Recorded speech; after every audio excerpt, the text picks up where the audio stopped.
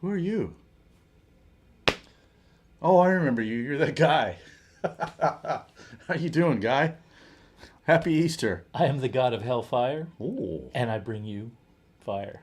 whoa, really? Like chili fire? What have you been eating Well, over I there? didn't, I didn't actually say it with the conviction of Arthur Brown, the, but I felt it. I Yeah. felt it in here. Did you? Yeah, yeah. That's heartburn, actually. That's exactly what it is. Yeah. Taco Sunday. It's always It's Taco always Taco Sunday. Hello, everybody. My name's Steve, And my name's Joe. and we are. What are we again?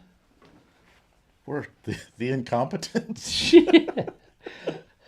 And we are here to pump. You up? Oh, hi everybody. I think we're in a race to see how few people we can get to tune in tonight.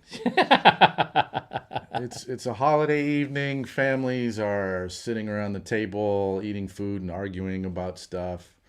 And we're all by our lonesome in here in this room. And we actually have our shit together, and we. Don't say that, man. Oh. We have a reputation to Yeah, to we, keep yeah, up. we have our reputation to uphold. So happy Easter. Yeah. Did you hunt down any eggs today? Did you get an Easter basket? I did something like that. I hunted down an Awesome Easter pepper. egg, a tube socket shaped Easter egg. Oh, really? That's on brand. And Are we gonna talk about that later? yeah, we'll talk about that later. Okay. We had a lot of fun with. We had a lot of fun, more fun with Joe Barisi this last week. Yeah. That involved, besides food and drink, actually involved wrapping up the the rest of bringing his What? It's that one right there. bringing actually. his DR103 into the light, and boy, was that a revelation, and it was a lot of fun. And on the seventh There's day, a lot of SPL too. and on the seventh day, the Lord said, "Let there be malcontents," Oh, is that what's happening? and it was good. I don't think that's written in that book, but No, I just scratched it in there in the margin. you're a vandal. Stephen, you don't get to watch these live, and you're here maybe for the first time. Well, welcome. And firing up a Tweed Deluxe is like a real Tweed Deluxe, like an old non-reissue.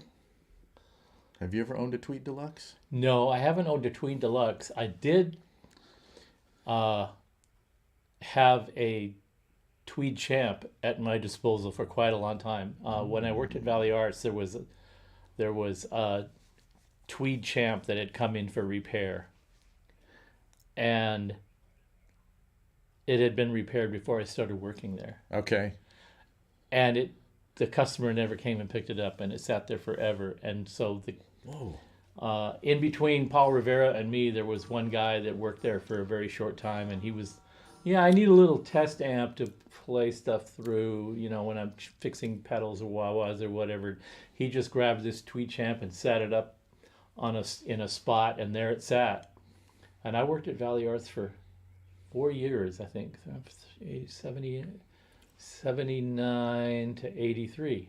Yeah, so it was there 4 years. And a week before I quit, the guy whose amp it was showed up. So it'd been sitting there for 5 years. He came to claim it? He came to claim it. Wow. He comes in there. I don't know if you still have this around, but I have this claim check. This is my amp that I brought in to get repaired. And I'm like, I don't know, 6 Did you months. guys claim eminent domain? Yeah, he says, it's been about 6 months or a year. And I said, a little longer. And he goes, well, maybe it was over a year. I said, you're cold. And he says, Maybe half a decade. he says, okay. So I went and pulled it. Instead of keeping it there was a a filing thing that hung on the door that had all the open service tickets. Yeah, yeah. Instead of it being in there, I hung it up on the amp itself, so I wouldn't have to go hunting for it if the guy ever showed up. Oh, okay. And all right. it was all yellowed and dog-eared and stuff, and I went in and I grabbed it and I pulled it out and I said, it specifically, came in and was repaired before I started working here, and I started working here in '79, and he's like, oh, I said, here it is right here. And he said, oh, what do I owe you? And so I said, pay the man downstairs. Yeah. Away he went. Wow. Actually, it'd been used so long, so I said, wait a minute, and I took the tubes out of the sockets and cleaned the pins and put it back in. Oh, because yeah. it'd been sitting Oxidation for so long. or something. Yeah. I said, just to make sure. So Lou is playing a Dynacord. Is that a correct spelling? Twen? Twen? Like a German champ? Oh, do you know that amp? Yeah. It's the little. Is that the little gold thing? I don't know that amp. Oh, okay. All right, cool. All right. Thanks for the clarification, Stephen. So it's like a repro. I borrowed a Tweed Deluxe for a while, and I just remember it had the original grill cloth, but whoever had owned it at one point decided it was a good idea to spray paint, like, you know that it's like that. You start in the middle and you go. It's like we're descending into psychedelic madness, and that's what was on the grill cloth of this Tweed Deluxe. Yeah. Yeah. Good times. Ugh. Yeah, but Monster Amp. Yeah, that little Tweed champ was cool to play with. I mean, what do you do with a Tweed champ? You just turn everything up all the way and you plug stick it in the closet, you stick a mic in front of it, and you cut tracks. Right, and you just thrash it. I used to thrash the daylights out of it. I had a 67, so it was a blackface champ. So it sounded really different, but still, I used to stick that thing in my closet and record with it all the time. It was awesome, because this was before I had any sort of attenuator of any sort. So it's like, shove it in the closet. And well, you know what you can do is really cool? If you can get your hands on 3 of them. Ooh. Juggle? You take one, and you make a little. You could buy them now probably for $34. A little box that you connect to the speaker out and turns it into a line out. So you take that, put a little line out box on the speaker output. Yeah. With the speaker connected. Yeah. And then plug the output of the line box into the input of another one. Okay. And turn the level down so that it plays the amp full but doesn't overload the front end too much. Yeah. And then you put another load box on that one and run that into a third one, and then mic the third one. Ooh. So you got 3 of them in series. Huh. So you no doubt have done this. That's well, actually, I didn't do it with champs. I did it with 100-watt Marshall heads. And boy, was it the most awesome thing on the planet. What the hell's the matter with you? Well, that's pretty much what the producer said in the studio. Oh my God, that's he was just like you. He was laughing like, what the? I remember. This reminds me of it's not Amplifier stuff, but I remember being at a rehearsal once, and I could tell the drummer was a really good player, and he was getting increasingly frustrated with the bass player. And we're all just what a shock! Yeah, we're all just sidemen. But I just remember we're in the middle of this tune, and the drummer just stops playing, and just kind of stares at the bass player. It's not even like we're sidemen for a band leader, and he's still stopping the rehearsal. And the bass player goes, "Something wrong?" And the drummer goes, "Yeah, everything." That was one of my favorite takedowns ever. Yeah. Like, damn, popcorn? Like, let's watch this. I just watched a video on YouTube. It was just a short one the other day where the drummer was dragging the tempo, and it's in a club, and then somebody's videotaping it. on an iPhone. And is it real obvious? It's real obvious, and the singer goes over to the drummer and goes in his ear. Yeah. And the drummer is like, blah, blah, blah. And so the singer walks toward the front of this. As he's walking away from the drummer, he's just doing this. And he grabs his mic and he turns around and the drummer, when he stands up, is a head and a half taller than the singer. Really? And just pushes him, and the singer flips over backwards. Oh, yes. But the singer is not to be deterred, so he jumps up. Oh, there's retaliation. Oh, total retaliation. And the bass player is just going along. They're playing Brown Sugar, and he's like dun dun dun dun dun dun dun dun dun dun dun, and then he just him and the guitar player over on the other side of the stage, and they don't really react. They're just like dun dun dun dun dun dun dun dun. And they both just set their instruments on the stands and put on their coats and just calmly walk off the stage. Meanwhile, Just break. or they're going home or something. They turn the amps off and stuff. Meanwhile, the drummer and the singer are just full bore.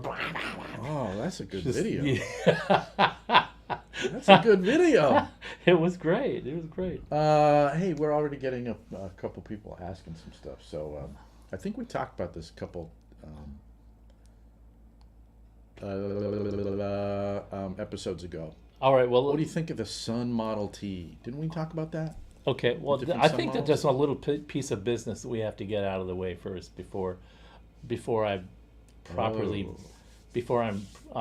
properly prepared to answer the I actually know what you're talking about right now. yeah. But I think we're going to We need to invite a special guest Yeah, I think we need to into bring the room. the real Nicochan in here. Oh, Nicochan! We have a special task for you. Nicochan, Oh, the yeah. ultimate Would you reality- please welcome to the stage No. on Irish Car Bomb? Okay. It's Nicochan! Woo! All right. Look, Ultimate realistic versions. Okay. look at all this. You ready to rock? We ready? Ready? Yeah. 1, Okay, 2, 2, 3. 3. Hey.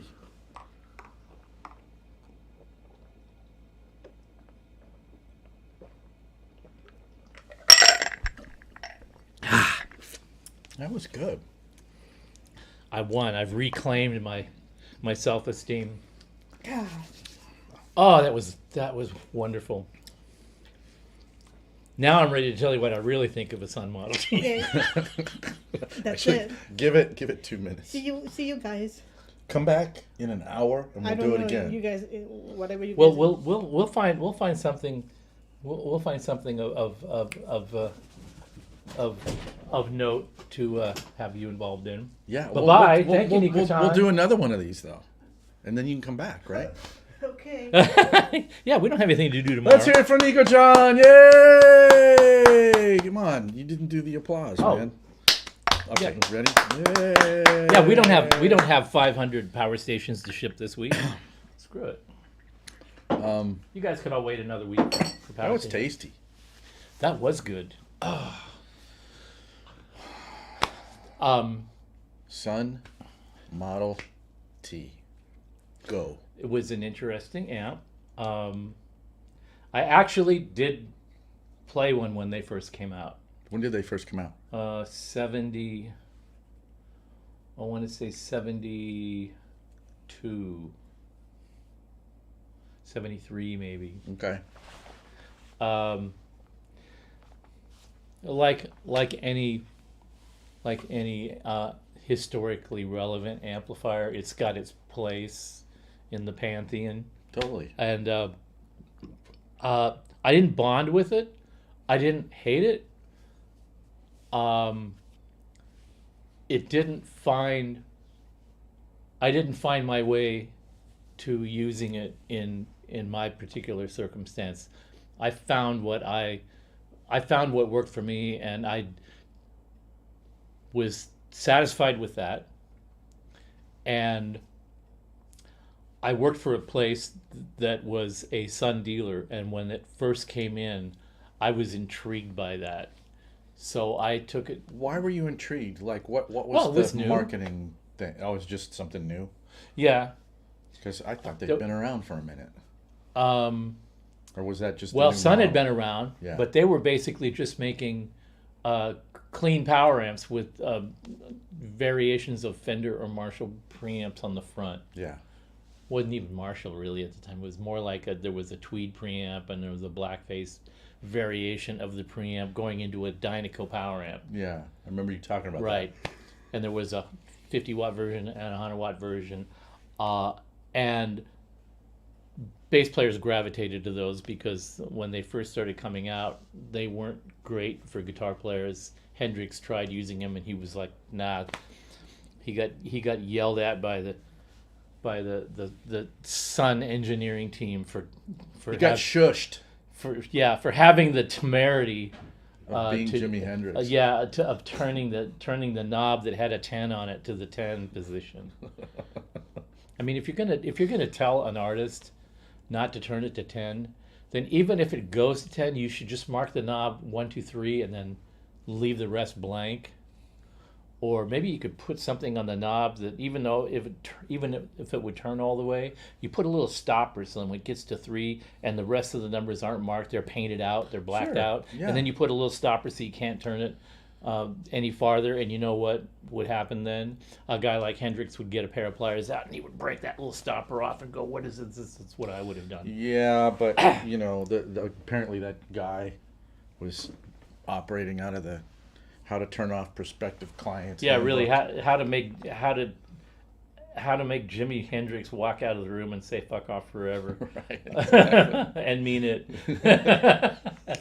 But so the Model T was an evolution of Sun amp development that was interesting because it didn't just rely on the old Sun formula of whatever little preamp and then a stereo power amp. Although the Model T was more like a Marshall front end and phase inverter as opposed to the Dynaco phase inverter, which was a different kind of a thing. The Model T phase inverter, or at least the first one, there's two different versions, and I'm more familiar with the first one, which had a long tail pair phase inverter in it. So it was a Marshallish front end driving a long tail pair that was driving 4 KT88s, and so that was better, and it had a master volume. And I think that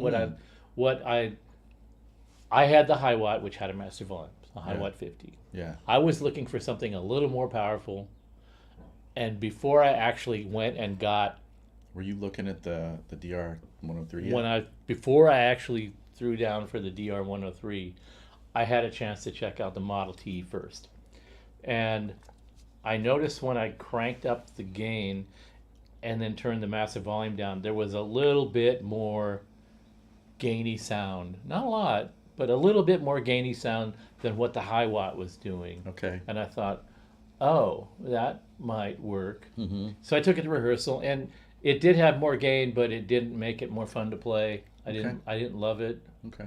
See, I'm using Joe's phrase all the time now. I didn't love it. Oh. I thought I would like that, but when I actually got into the band context, and I realized that I realized what I really liked about the Hiwatt, which was that beautiful, sparkly, chimey mid-range. Mm. And that still to this day is what I love about that. Well, the top, even when everything's saturating, Yeah. nothing collapses on itself. That's right. And gets. Yeah.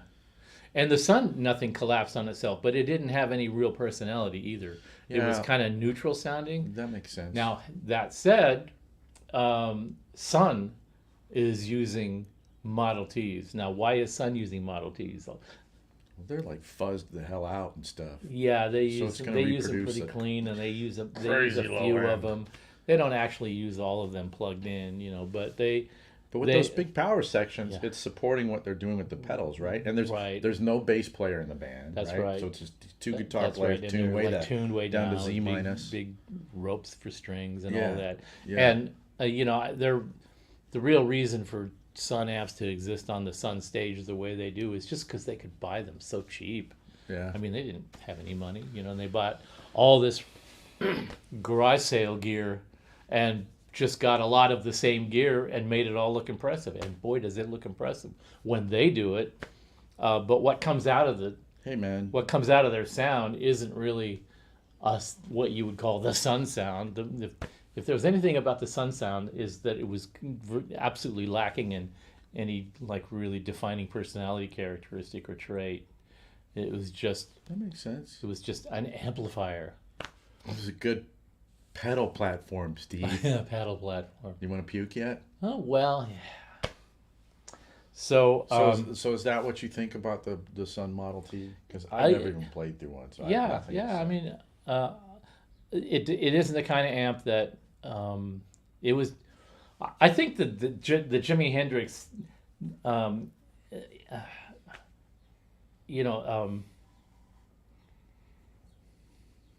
enduring the Sun engineer telling him, hey, you don't turn the knob that goes to 10. You don't do that. It's just not done. Yeah. But the fact is that the transformers, even though they were not the Dynaco transformers anymore, they were still kind of designed like the Dynaco transformers, so they didn't really have anything that contributed to the personality, and the output stage didn't. I mean, okay, so look at it this way. The first Model T was practically a 100-watt Marshall head with pretty much basically the same circuitry, but KT88s with a transformer designed to work well with KT88s and have good frequency response and a solidly designed power supply that didn't sag too much. In short, they stripped away everything that would make a Marshall sound like a Marshall. Yeah. And that's what a Model T is. That's why bass players liked them, because they were meatier on the Good, bottom clean end. power, Yeah, man. yeah, pretty much. So I'm just throwing this up there about answering questions about the power stations. Anybody can ask a question. What is about your the power question station about the power station? at any time? And Since we I'll don't make them answer it. Since we don't have the last show in front of us to go back and look on the fly what your question was, please post that question and we'll be happy to answer it now. Hell yeah, we'll do that. And then look, this is a good one. Achieving good note separation and amp design. Yeah. Get rid of the constipation, man. Open it up, because I think you know a thing or three about this. Okay. In a nutshell, really simply, a progression, a balanced progression of gain from the beginning of the amp to the end of the amp. So things have to kind of scale up rather than Scale up. Yeah, right. You don't want to have the input stage and then stage one, the second stage has a lot of gain, but the third stage doesn't. And then the fourth stage drives the tone controls, and then after that, the next stage gives you a lot of recovery after the tone stack, but way too much. And then the phase inverter isn't really up to the task of really pushing the power tubes all the way to clipping before the phase inverter collapses. So that's a stumbling block. A balanced, even progression of gain from the beginning to the end, so that each stage reaches its maximum potential at roughly the same time as you turn the gain up. How long did it take for you to understand that concept? You know, it's really funny. I understood it very early on. It took me a while to figure out how to really implement it. Oh, okay. And to this day, I still find room for refinement in that area. Yeah. And as you know, because we've been messing around with it. And like now, even right down, and I shouldn't say this because it's going to get me in trouble, but You're already in trouble. yeah. But the other day, Joe was over at the shop, and I was Joe or Barisi? You, and I was last week, and I was pretty excited that I wanted you to hear this thing, and you came over and you were like, what are you doing? Because I'm liking it. I'm liking it, and I'm familiar with the amp that we're playing with, and I'm very familiar with it, and I'm in love with that. But I'm loving it more now for some reason. What are you doing? And I said, okay, that's good. Now play it again. And I did a little bloop, and you went, what did you just do? And all I did was I cooled the bias, not even 10%, maybe 5%. And you had a totally visceral reaction to that. But you were doing that you were screwing with that in different parts of the circuit. You're like, okay, let's do it here in the, basically in the front end, right? Well, the power tubes, I was doing a bunch of things. I'm doing a little. Because we learned a lot doing the. Yeah, I did a little of this in the beginning, variac in the middle. experiment, Yeah. kind of getting the amp to like pushing it to its limits in the different sections of the amplifier. It's what I call picking fly shit out of pepper. It's. I've never done that, and I don't think I ever will.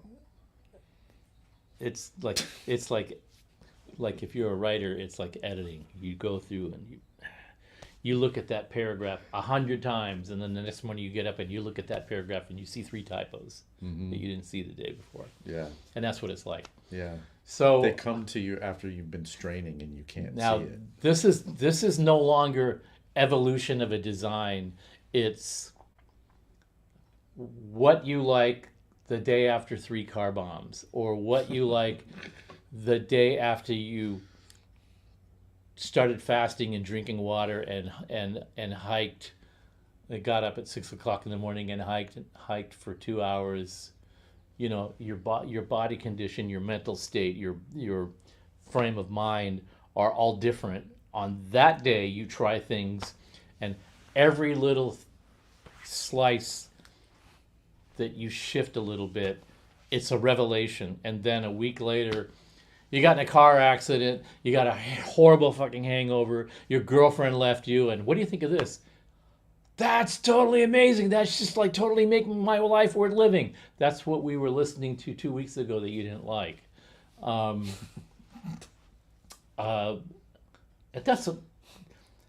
Believe it or not, this particular episode does have a concept behind it, and this is part of that sort of. And it's not tacos, actually. Well, it is tacos, because at the end of the day, you spend enough time and money screwing around with little subtle things, only to end up back at first base. You go, hey, well, there are no easy answers. I could have saved the money that I spent fucking around with all that and bought a half a dozen fish tacos for everybody at the factory, But we thought we had a fix for Joe. Uh-huh. A week ago on Friday. And then I think you and Joe went away and listened to different stuff and went, wait a minute. Oh, wait, no, that's not going to work. Yeah, and then our whole There's no easy answer. No, every single circumstance changed after we listened to stuff. You saw the video that we put up in Joe's studio and went through cabinets, and in that video, Joe says, okay, so now what we're going to do is we're going to take my cabinet and we're going to do blah, blah, blah, blah, blah, Well, blah. because let me back up. Okay. Originally... Because you're great at backing up, by the way. It sounds like an insult, but I don't get it. But nice one, if it was a good one. So originally, kind of the idea was Joe, I think, was assuming that the fix would be just get in here and mod my amplifier and make it sound good. Mm-hmm. And then we listened to all that stuff through the different cabinets. And I think where he came down at first was, you know what, before we mod this thing, like the cabinet speaker stew recipe thing seems like the bigger element. So why don't I put the speakers in my cabinet first before we monkey with the amp? Because you had shown him, actually, here's how you properly run a Hiwatt. And when you did that with his amplifier at first, it was like, oh, It's actually kind of working. So Yeah, let's he deal says- with the he speaker says, cabinet I don't hate thing my first. shitty sounding amp anymore. Yeah, I think that's exactly what he said. That's exactly what he said. So then that was sort of the plan walking out of there on Friday. And then what happened? And by the way, we have a video coming out here probably tomorrow that documents what we did, kind of what we're going to be talking about here. But since we're on the show, we might as well talk about what happened. Because you took Joe's amp back to the shop. And you had been playing the damn thing at Joe's with the Esquire. But then you took it back to the shop, and now you take over. What did you do next? I had, after we left Joe's studio, and I looked at the video over again, and I went, yeah, I think I made this job out to be a lot more intensive than it actually really needed to be. So I kind of left it in Joe's hands to decide how to proceed next, and then he came up with, okay, let's put speakers in my cab. And then two things happened. One, I went back to the shop and I played his amp into the cabinet that he liked, which was the Sound City. Sound City with the Fanes. With the new Fanes, the new Sound City cab with the new Fanes, and my trusty Hamer. And oh my God, did that amp hate humbuckers. And that's when I went, oh yeah, this is what I'm really getting. You know what I really love about doing these things? It's not like these guys that know all this stuff are getting together and just kibitzing over little things and, sipping scotch and smoking cigars and isn't life wonderful? It's not like that. Well, it's kind of like that. It's not like that. You'd think after all these decades that you'd have it all sort of ironed out, and you know where the North Pole is and the South Pole, and you know where the Aquarius, the best taco trucks. You know who's got the best taco trucks, all of this stuff. And then the same thing happens in music. Music gets more progressive, it gets more aggressive, it gets more this, more that, and then somebody comes along after years and years of music progressing along a certain trait. Somebody releases a record that's just like straight up blues shredding, and everybody stops in their fucking tracks. Justin Bieber sells all their shit, goes and gets a Strat and a stock 72 Marshall and a hat and a serape, and goes, this is the new gospel. And then that sort of interrupts the flow for a while, and then it all starts again. So for me, going through these progressions, you do park discoveries and revelations in stacks and stacks of empty shoe boxes in the closet. All that knowledge is in there, but it doesn't mean it's always like on demand at your fingertips. It takes a little something to shake up your consciousness and make you go, I remember it's the Reebok shoebox on the third box to the bottom in the left row of boxes, and you look in there and that's right, I did go down this road. So this is what I'm doing. I'm going back and revisiting little revelations that I had experienced and were parked. But sometimes the last time you were there, it didn't work. It's like the circumstances were different. Abandon that, yeah, and then you return to it, and you're like, wait a minute, yeah, this is valid again. The musical pantheon has shifted, and then that makes some of these concepts that you parked, they weren't irrelevant, and that's why they got parked. They were just parked because they weren't at the top of relevancy at that moment. Yeah. And so ideas and sort of concepts that are relevant at one point, they fall out of favor against something else that's a bigger focus, and then they tend to pop out later under the right sort of provocation from whomever. And right. In this case, it was Joe Barresi wanting to learn stuff. He wanted to understand stuff. He was taking amps apart. He wanted to understand more about the inner workings of the stuff, and that sort of turned me into a mentor for him, like a teacher. I'll dredge out some of my old concepts and ideas and run these by you and show you how the kind of things that the kind of questions that you're asking sort of dovetail with. And he's great too, because on his own, in his own area of specialty, he loves to go to the very ends of the earth to find answers as well. And the other thing is, when he asks a question, he does this. He asks the question and then he goes like this. And he listens when you answer. And then he does this. And then the next time he asks a question, it's really a relevant question because he's on a thread. Yeah.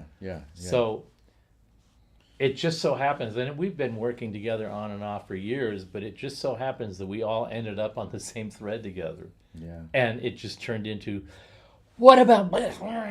So you took the amp back to the shop. So I played took it with back to the humbuckers, shop. and I it was plugged it AS. in. It sounded like ass. It reacquainted me with the idea that I wasn't all that enamored of humbuckers quite some time ago, and that's why I was really into single coil pickups like P90s and the Telecaster bridge pickup and so on and so forth. And then I went, and that's when I had the realization that, hey, Joe, we could go through that whole process like we discussed, but my sense is it's going to be time consuming and fruitless. So what I'm going to suggest now is that we just go ahead and do what we originally thought we were going to do, which is back rev your amp, not modify it to do something new. Back rev it to a version of the Hiwatt that is without a doubt one of the most, of all the major artists that you've heard about that used a particular model of Hiwatt. There's a couple of key things in the circuitry of those versions that will wire it back to that. And by that point, Joe had heard examples of that at his Right. studio. So, okay, these are the differences. Right. So Yeah. go ahead and do This that. is what it's going to sound like when it's proper. And then when you come over to the shop, we'll put the Fanes in your cab, your Hiwatt cab, and then we'll sort of like do this whole exercise all together. And I think that But then the speakers will be like the icing on the cake. yeah. And so okay. The agreement was okay. So that's going to be the shortest point between A and B, and we're going to eliminate a lot of angst, So I proceed along that path. He comes over, and as he comes over, we decide, okay, so Joe's on his way over. Let's throw the Fanes in his Hiwatt cab. Well, Hiwatt had sent him. He had a cabinet of. It was either a Hiwatt cab or it was a Hiwatt clone cab. I still don't really know. I don't think it was a legit Hiwatt cab. I think it was a clone. That bracing looked a little bit like a Mojo cab. Yeah, the bracing wasn't right. But I went, okay, so they made him a baffle. They told him they made him a baffle. He didn't understand what the word baffle meant. He thought the sound post was the baffle. Oh, yeah, that's right. So when he said they made me a baffle, I went, oh, they made you a baffle to fit in your cab? Yeah, that's almost a quarter of the cab sound. Yeah. And I went, okay, if they did that, great. Well, when we opened the cab up to put the speakers in it, the baffle, not only did they not make a baffle, they made the sound post. He had the baffle, but it didn't have a sound post. They made him a sound post, and he bolted that in there. And then I took a close look at the baffle, and they had speaker mounting holes, but they would not fit any Celestion or any Fane speakers. Yeah, that was weird. And I went, okay, Joe, I was going to give you the benefit of the doubt that this was maybe a Hiwatt cab with the wrong baffle in or something, but now I just think the whole thing is bogus. Well, as it turns out, he got the cab for free, and the guy that he got it from was using it to hold up the end of a bar in his house. Yeah. And when I So we told kinda him that, talked and about when you he should came do over that and again. I put the speaker in there and showed him that there was no way that it was going to fit, he went, well, why don't you just drill some other holes and put wood screws in there? Like, no, we're not going to put wood screws. And if we drill holes in the baffle, that means we have to take it off and take the grill cloth off. And once I started explaining to that, he just goes, screw that, guys. I'm just going to make my own bar with it. I'll just screw it. Yeah. So we killed that idea. It'll either be a bar or an amp head holder in the Yeah. control room, I think he was saying.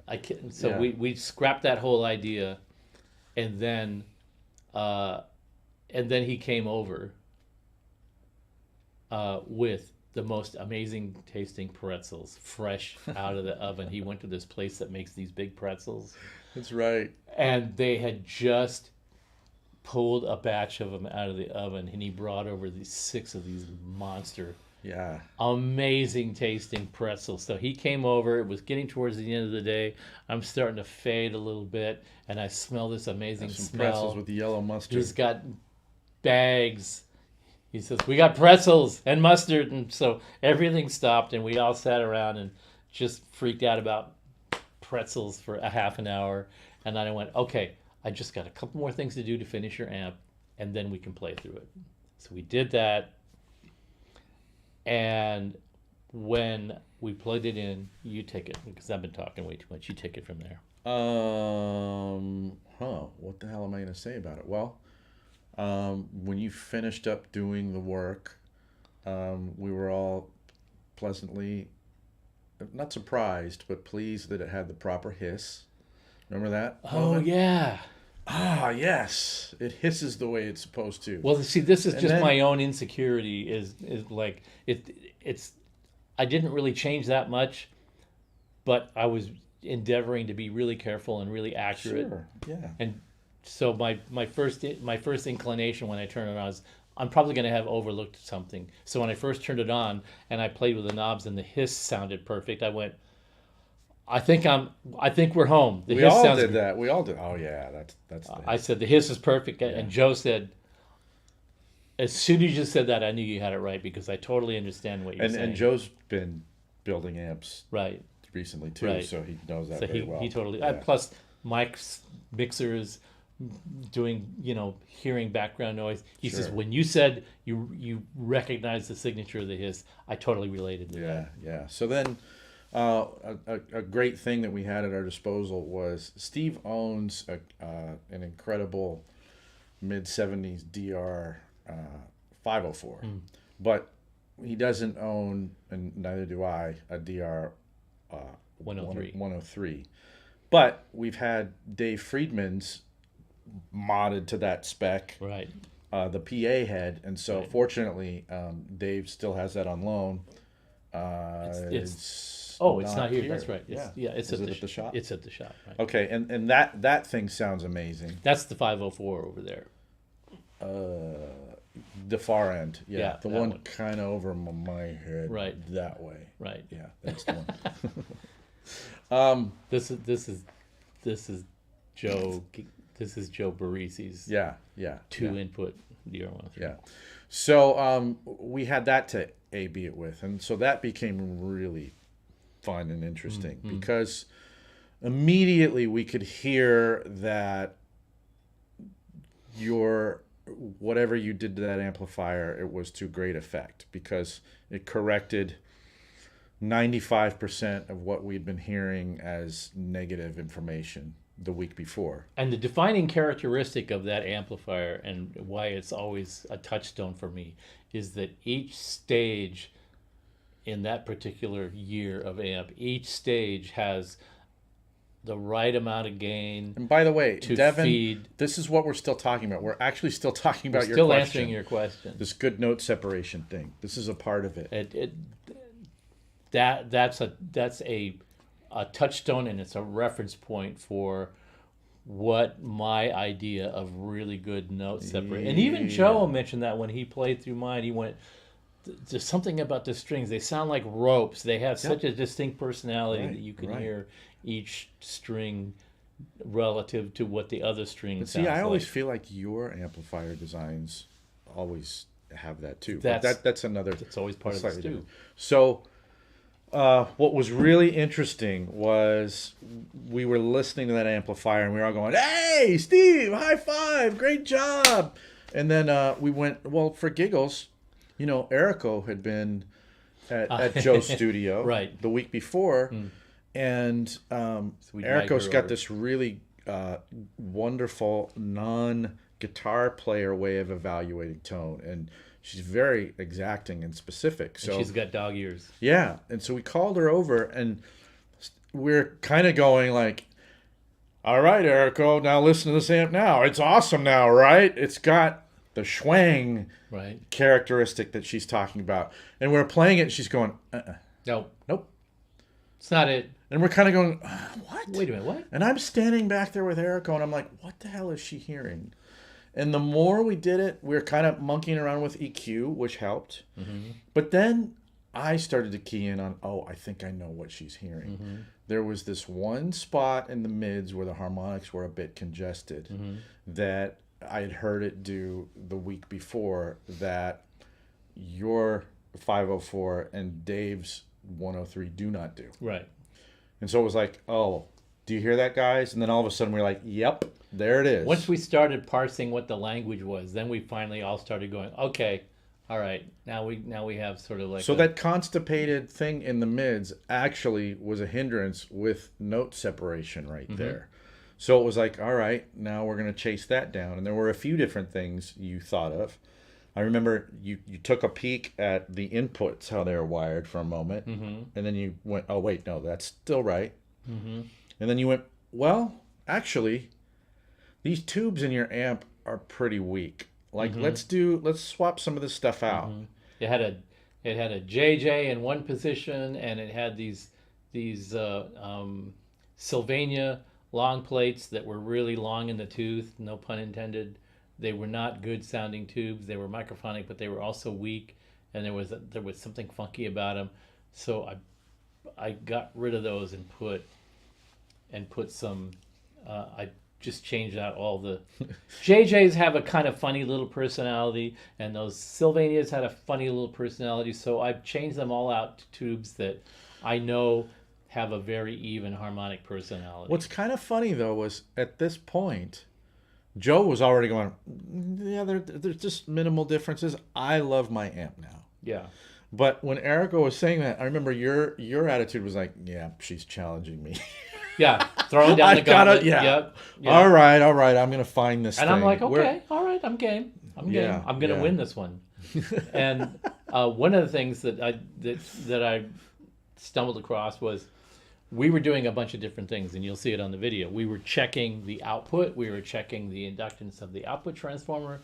We were doing square wave tests. We were doing all these things, sine wave tests, full output power tests, and in the process, we were switching the amps to 16 ohms to play through a speaker, and then That's 8 right. ohms to play into the dummy load to do the power tests. Yeah. And I had forgotten to switch Dave's amp from 8 to 16 when we played through it. So it had this sort of exaggerated mid-range, and we're listening to Joe's, and it had more But of the bottom end punch wasn't there that Joe's amp had. Yeah. Right? And so Joe's amp sounded a little bit more scooped and deeper. And then I went, oh shit, I've stubbed my toe on this nail so many times. I should have known that instantaneously that extra mid-range honk that was coming out of Dave's amp was because it was set up at 8 ohms but plugged into a 16 ohm cabinet.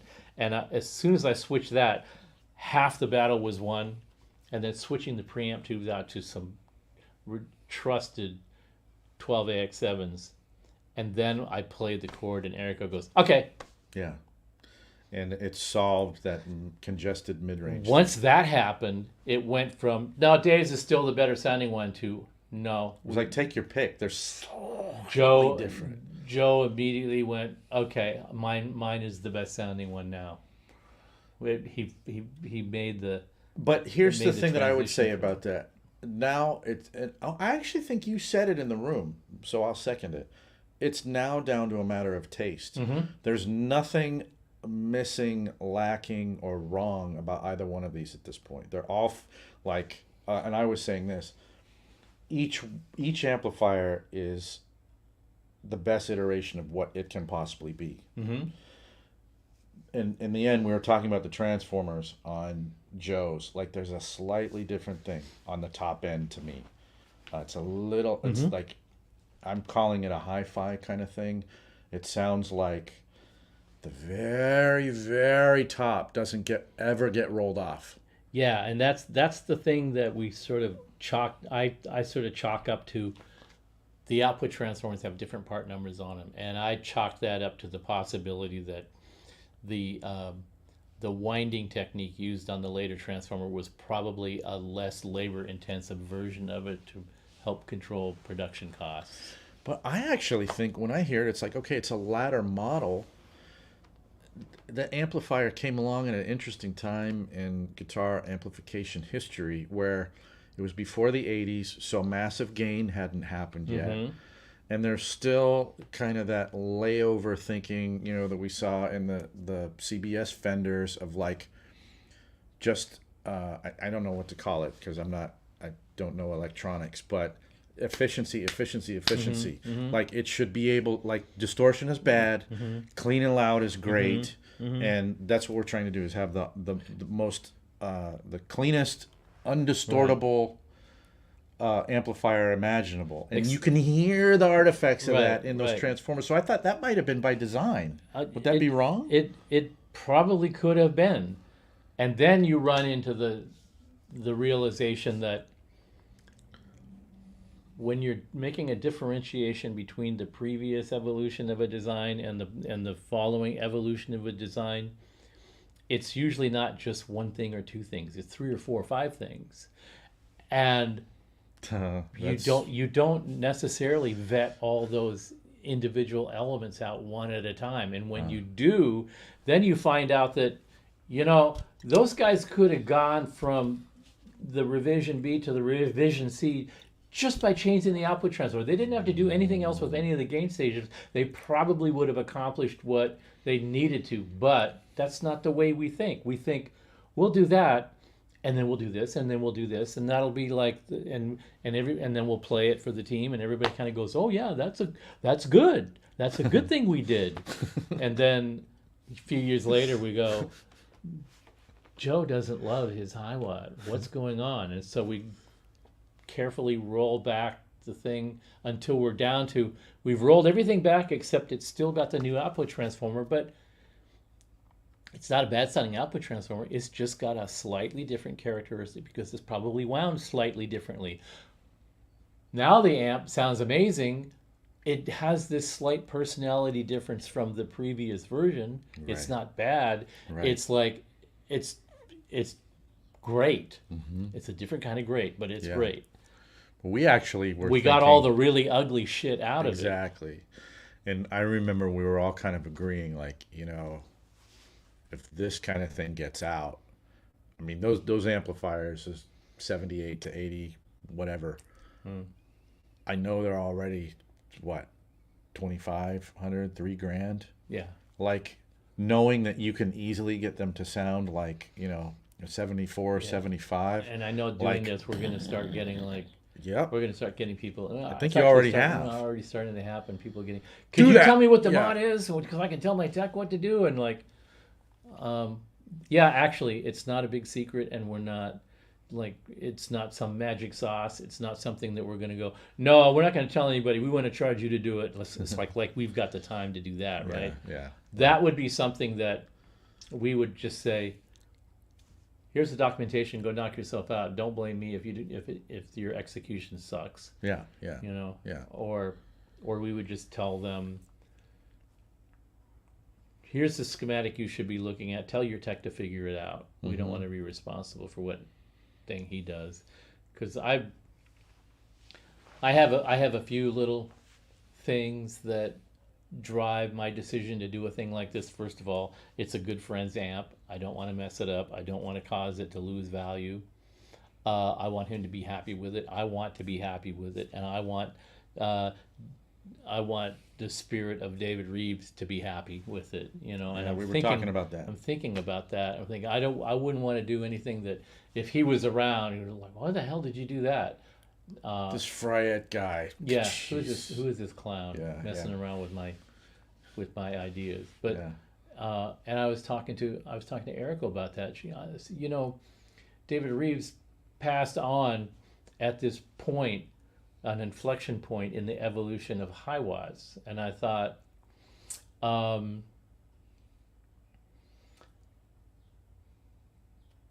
what if I was thinking about the ether amp? Yeah. We came out with the ether amp, which was really a departure from other things that we've done. Yeah. And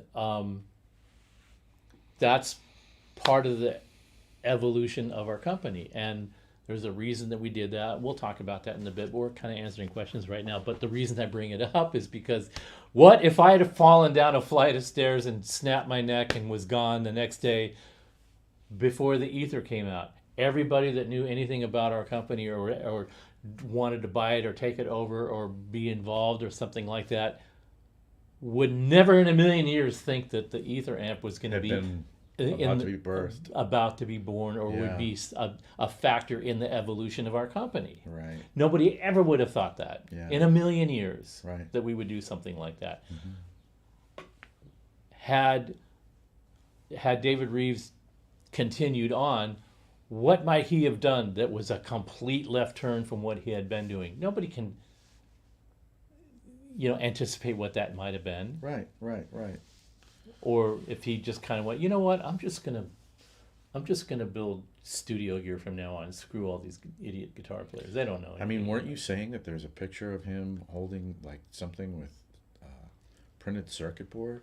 Oh, he had a DR103, a printed circuit board DR103 with a big shit-eating grin on his face, like, and all the people that go, oh, David Reeves wouldn't approve. Well, excuse me, he did it himself. Yeah. And that wasn't the end all of the David Reeves design process.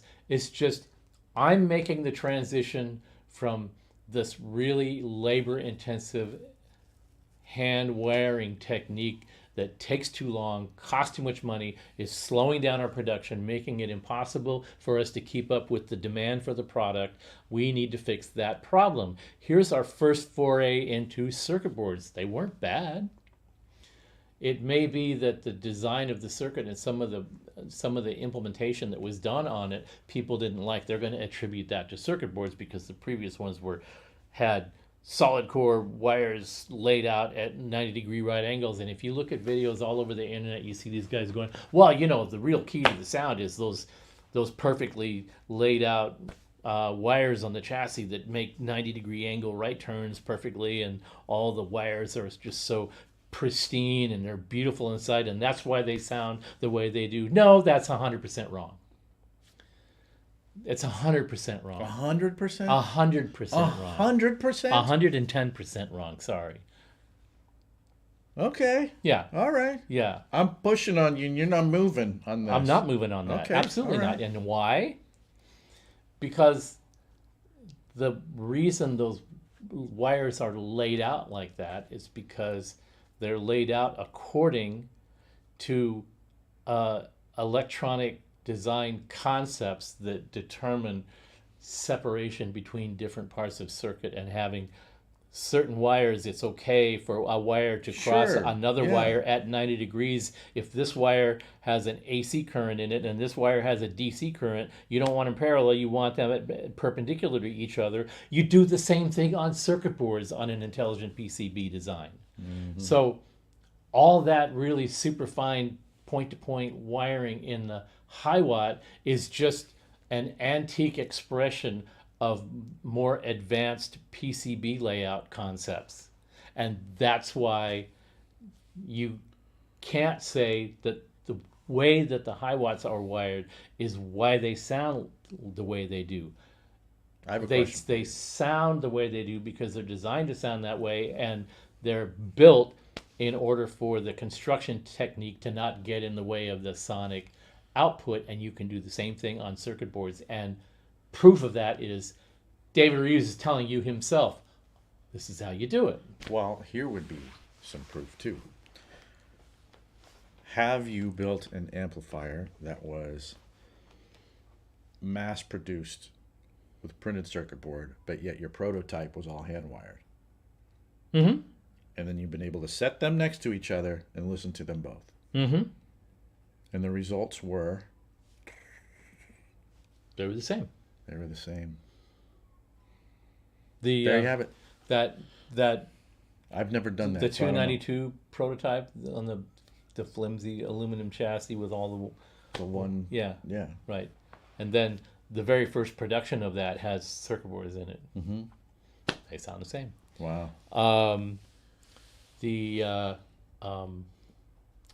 the Sound City 50 and 100 watt heads are laid out. What I did was I took a DR103 layout and I looked at the DR103 circuit board version. Oh, yeah. And what I noticed was that Reeves had laid out the components on the circuit board virtually the same way that they were inserted and installed on the tag board. So he kept the same sort of component interrelationships on the PCB side of it that he had done on the point-to-point wired versions. And that's the way I did the Sound City. Now, the reason the Sound City sounds different than a DR103 is because the original Sound City 100 sounded different than a DR103. And that's something that we're not going to get into now. But Yeah. The earlier versions of the amps didn't necessarily have that sort of carefully graduated advance of gain stages. Which is back to Yeah. finishing up the answer to this question. That came later, and it comes out of sort of awareness that if you're pushing the amp into distortion, certain things occur that make the distortion harmonics blend a certain way that makes them wonderful. At that point in his career, David Reeves was all about anti-distortion, Okay, that makes saturation, so much sense. right? Yeah, So when he's yeah. trying to make the amp louder and cleaner and crisper, he's saying, well, this is going to make it crisper and more detailed, and there's going to be more note separation and blah, blah, blah. And if he's listening to these transformers, he's going, yep, That one, right there. that one, right there. And then when you turn the knobs all the way to 10 and it's making this horrible spitting sound, he says, well, don't do that. That will be his, right? Right. Okay. Well, I'll go back to it later. It was that whole, well, then it wouldn't be a Hiwatt. Then it wouldn't be Yeah, a Hiwatt, yeah. Right. Because as So far are as, we as done far with as this David Reed's question? concerned, it Do was we- what I'm making today is the Hiwatt. That's Hiwatt. We certainly talked this question enough. Can you speak? Hopefully, Yeah. okay. That was a good question because it leads to a lot of Totally. what we've sort of all been working on. Here's another quick one, and then we should drink more. Under Collins, Tweed Deluxe, while you Stuff. worked at Valley Arts. I worked on his Mark One. I worked on his Showbud volume pedal, and he had a buffer built into it. Yeah, I worked on a few amps for him, but the Tweed Deluxe was not one of them. There you have it, Mike. All right. Sorry, I think we had a lot of questions, and we were on that one.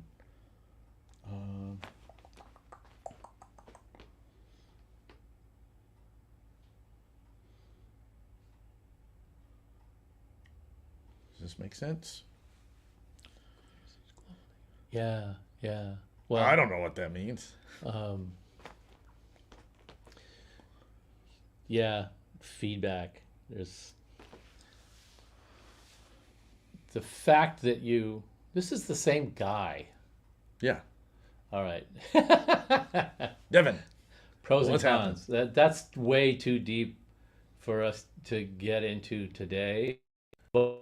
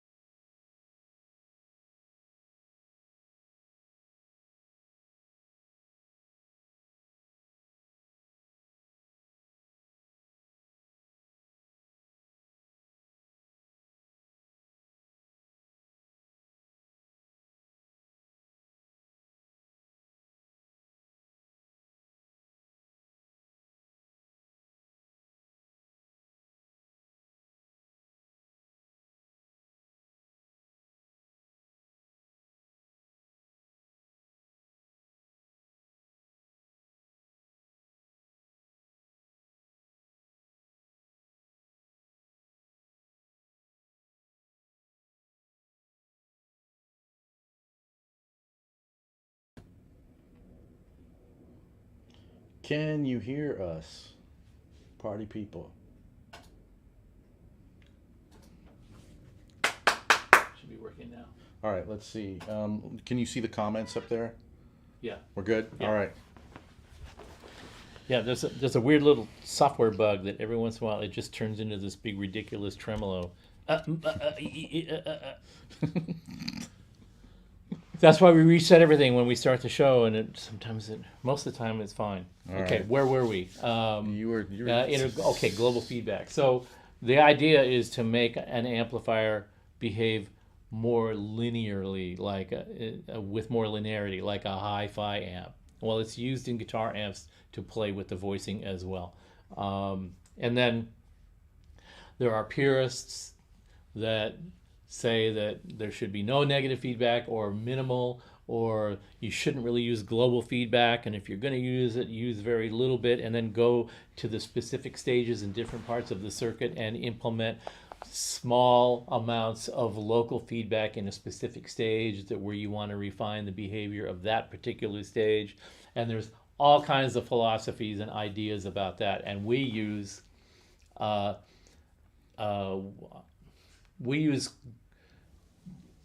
all of it. We use global negative feedback.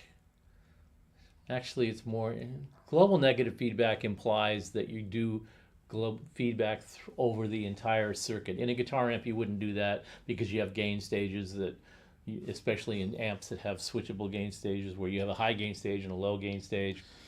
How do you feed this back into just one section of the amplifier and it doesn't go everywhere else? Well, it's a string. Okay. Stage 1, stage 2, stage 3, stage 4. Yeah. And stage 4 is the power Now, how do you have output blockades between stages so you're only localized? stage. You just like- each individual stage of gain has an input and an output. Okay. So you take the main output signal, a small fraction of that, and you feed it into the input of the stage closest to the output stage, or the stage second closest to the output stage, or third closest. Most of the time you use negative feedback from the output. The feedback derived from the output stage is applied specifically to the power amp section of the amplifier.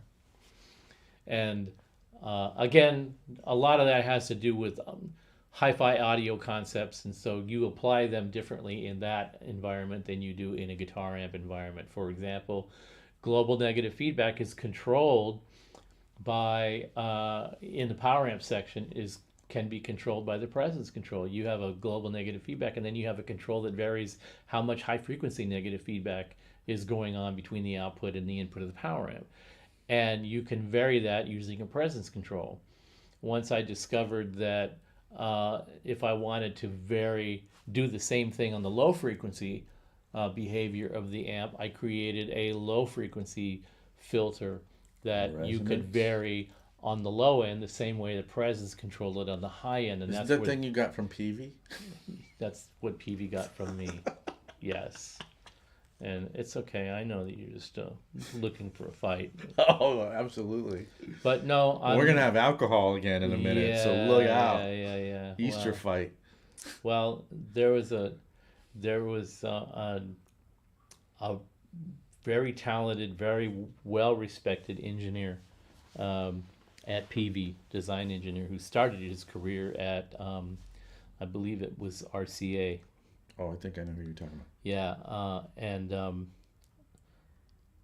let's see, Jack Sondermeyer. And I spoke to him once. He came into our booth at NAMM and looked in one of the amps, and he just looked at me and he said, "Really nice work, Steve." And I thought that was, I could bond with this guy. And we talked a little bit. And he'd had 30 patents to his name during his career with PV. And a lot of very interesting, innovative stuff he came up with. So when I saw that PV had patented the depth control after I had already 2 years after I had put it into the marketplace without a patent, and Jack Sondermeyer's name was on the patent application, I thought, I don't think that was Jack that did that. I think that somebody in the organization, that was just the way they were organized. He was the lead engineer, and he was the career engineer at PV, with just everything that is a development in tube amplifiers or in analog amplification. It's just going to go. It's like Lennon McCartney.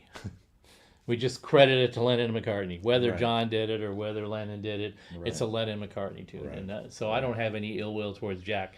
But somebody in that organization took a shortcut, and probably everybody really wasn't aware that that's what was going on, but that's what happened.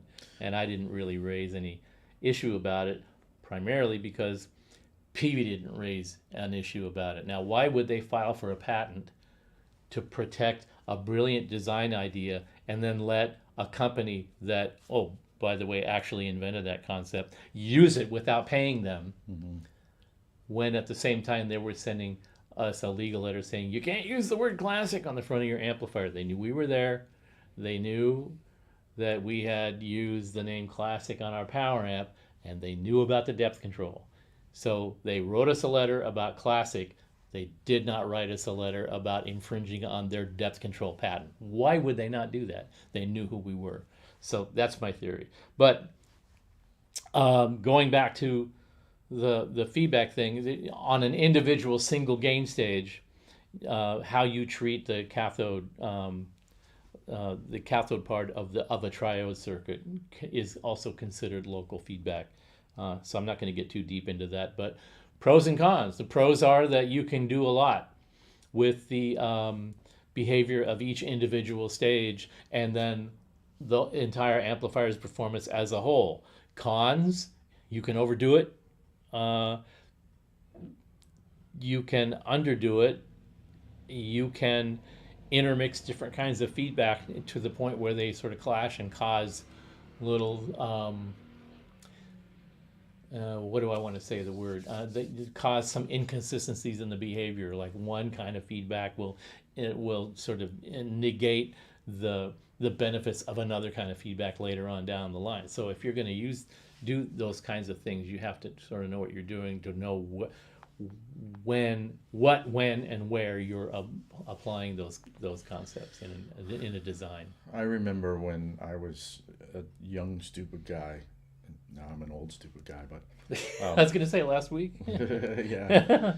And I would just try stuff that I read about without knowing what it was. And then one of the deals was, in your vintage Fender amp, just disconnect the negative feedback, and then you'll have a lot more gain on your hands. Mm-hmm. It'll be like a wily, crazy raw amplifier experience. And it was interesting because you at that point, like, you really couldn't turn the amp up without the bottom end just completely washing out and just being, I mean, they're already kind of known for being, fart merchants. But that really pushed it over the top, So I think in the design of those amplifiers, the negative feedback, however it was being implemented, would be to ameliorate that kind of thing, right? It's kind of like, let's tame this down a little bit. Yeah, but then you might, if you were like going to really refine something, you might at some point go, this output transformer is so good on the low end. Maybe my idea about how high quality the output transformers have to be in order to be in our product, maybe that is a misguided concept. Maybe a different grade of steel doesn't make the transformer less quality. It makes it behave the way we need it to behave so that we don't have to implement all these other Band-Aids around that circuitry to get it to behave properly. Oh, that's interesting. So then you get into, do we need feedback, or do we just need to solve a simple problem? Yeah, because in some instances, like when you improve something to the point of being as efficient as possible, sometimes the oral result isn't what you wanted. I remember hearing about Eric Johnson talking about his amp rig, and he's like, well, when I'm playing through my Marshall lead rig, I'm using these cables because these are the ones that roll off the top end that make it silkier and more round. Like, I'm not looking for that amount of articulation on the top end. In fact, I'm looking to get rid of that. So I use a crappier cable, essentially, I thought, oh, that's interesting. You can actually blend these things to get it to behave the way you want, and just the best spec-wise doesn't always equal the sonic result that you're looking for. And then within our design environment, with this new amplifier design, we should have a dedicated 412 cabinet for it. Why? Why do you need another 412 cabinet? Isn't another box with 4 speakers in it? Yeah, but porting or not porting, or maybe making the back piece a little thicker or a little thinner will do more to enhance the flavor and the operating properties of the amplifier than messing with feedback or output transformer design or this or that. But then, okay, so when the amplifier goes out in the marketplace and I'll buy the head, I don't need the cabinet, and you plug it in, man, this thing sounds like a farting piece of crap in this cabinet. Well, that wasn't designed to really be... I got a fix for you. Yeah. Plug it into this. Yeah, and well, why do I have to buy different cabinets? Well, I mean, at the end of the day, if you're paying good money to get an amplifier to perform the way that you heard it perform, and you go, I want that performance, it's like saying, well, I bought the Maserati because I wanted that performance, but I want to put my favorite tires on it that are pieces of crap. Yeah. And why does this, I paid all this money and this thing just drive, when I get out on the freeway on the open road and nail it, it's like this big wobbly mess. Why is that? I'm going to take it back. It's under warranty. Well, you change the tires. Yeah, for something. They're just else. round rubber things, right? They got air in them. Yeah. What's the deal? Right. Apparently, there's a lot to that. All right. So you're gonna answer another question now. You ready? Mm-hmm. You're going to do another Devon. Oh, JCM 81. No effects loop. Want to run a stereo effects rig. Attenuate. I have an old Marshall 9200 series power amp. 2 badass 412s. Suggestions.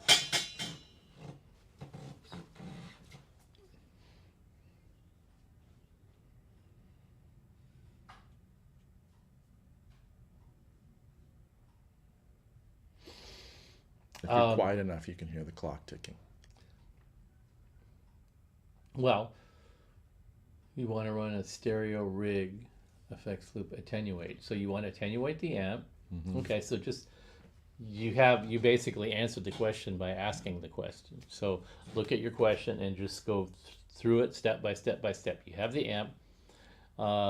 You don't really need an effects loop in the amp. You want to attenuate it because you need to get it into the sweet spot and at a controllable volume, and then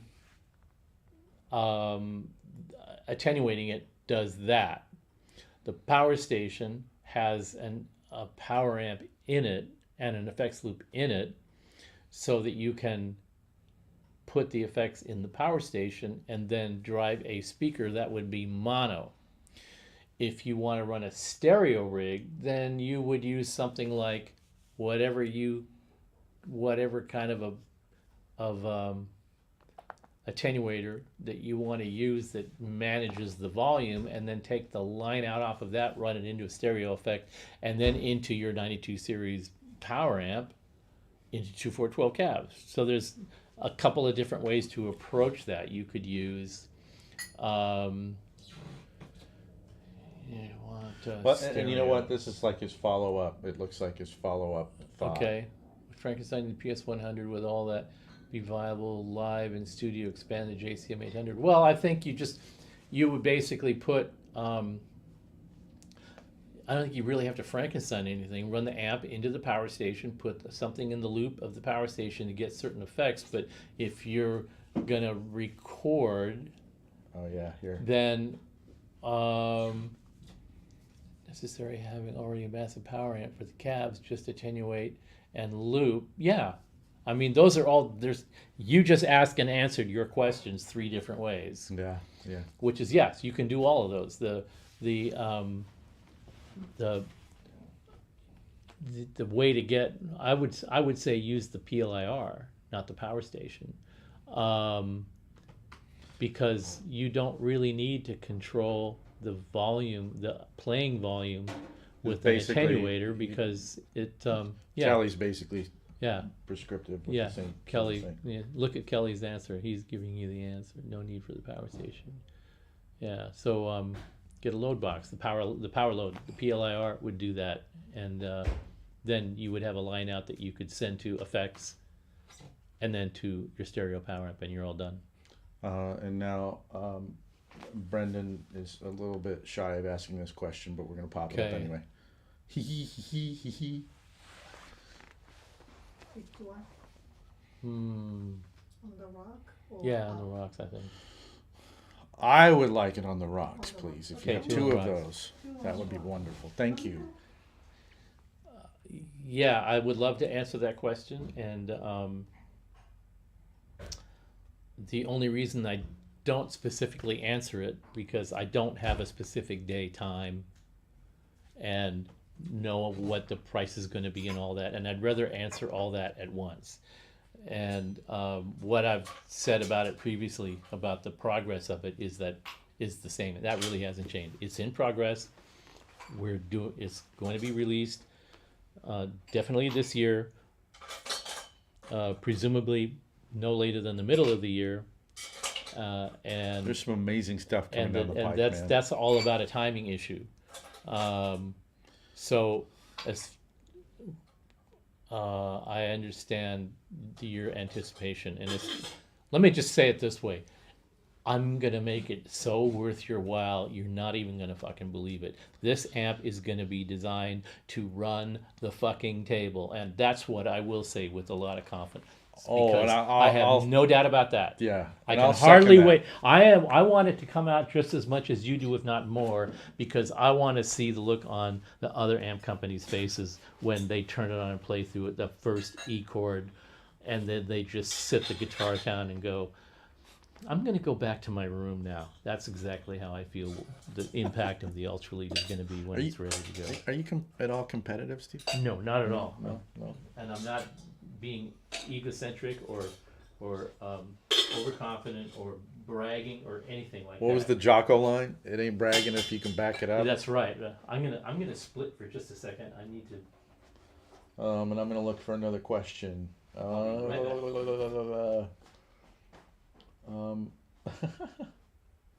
we have Nicochan here in the room, preparing drinks. As usual, What's new? always. What's new with you this week? this week. Yeah. Well, we just started it, huh? Well, you're talking about the last week. Well, I think we're okay. Well, depending on how you organize the calendar, what's been going on with the last Well, 5 to 7 days in your life? week went past really, really fast. Okay. And it was really interesting week because we went to Joe Barisi's studio Uh-huh. and check his amp, and then we all get together and discuss about the amplifier. Well, you guys already discussed now. Yeah. That was really fun. Went there and Uh-huh. then seeing his studios and experienced all the amplifiers and cabinet. And then Steve took amplifier back and he was tweaking, and it was really fun. And then we also went to, I don't know, I should say this, but we went to a music store, I don't want to say, Okay. and we found a vintage Hiwatt there. Oh, I know about this. Yeah. Yeah. And A vintage Hiwatt for yes. sale. And Steve went there and I saw last week, Uh-huh. and then it was stuck in his mind, and it was really expensive. Yeah.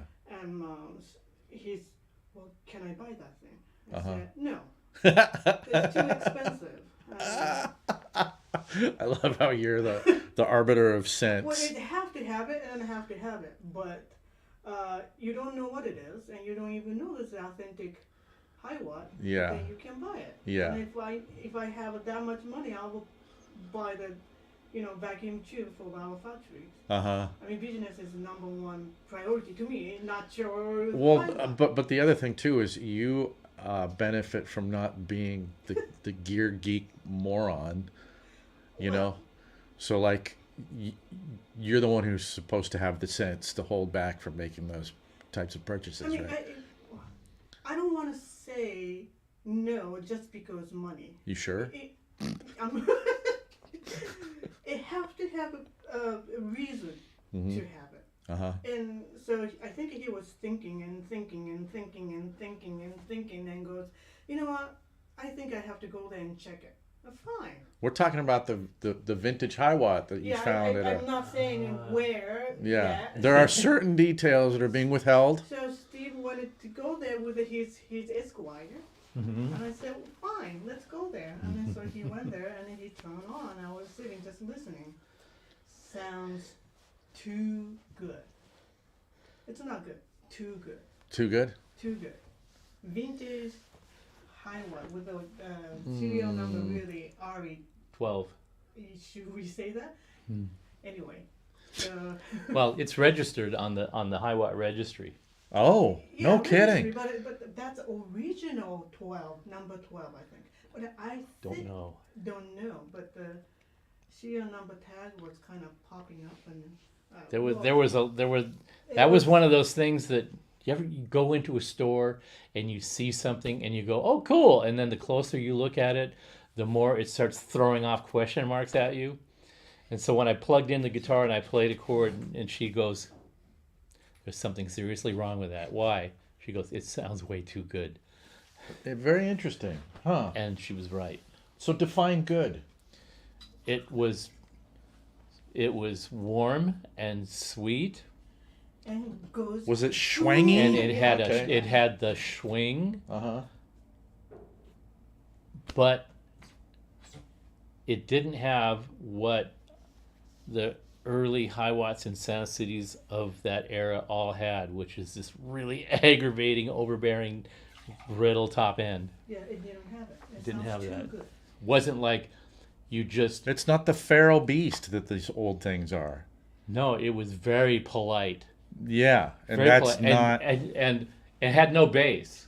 Oh, Had no bass. I turned the bass all the way up. It had no bass. huh. And so I went, maybe the bass control doesn't work. So I turned it down, and when I turned the bass all the way to the left, then all the low end started coming out of it. Huh. So the bass control is working backwards. Huh. And I just went, Steve, would you grab that bottle of tequila again and just show it off? Because it's the funniest thing I've ever seen in my life.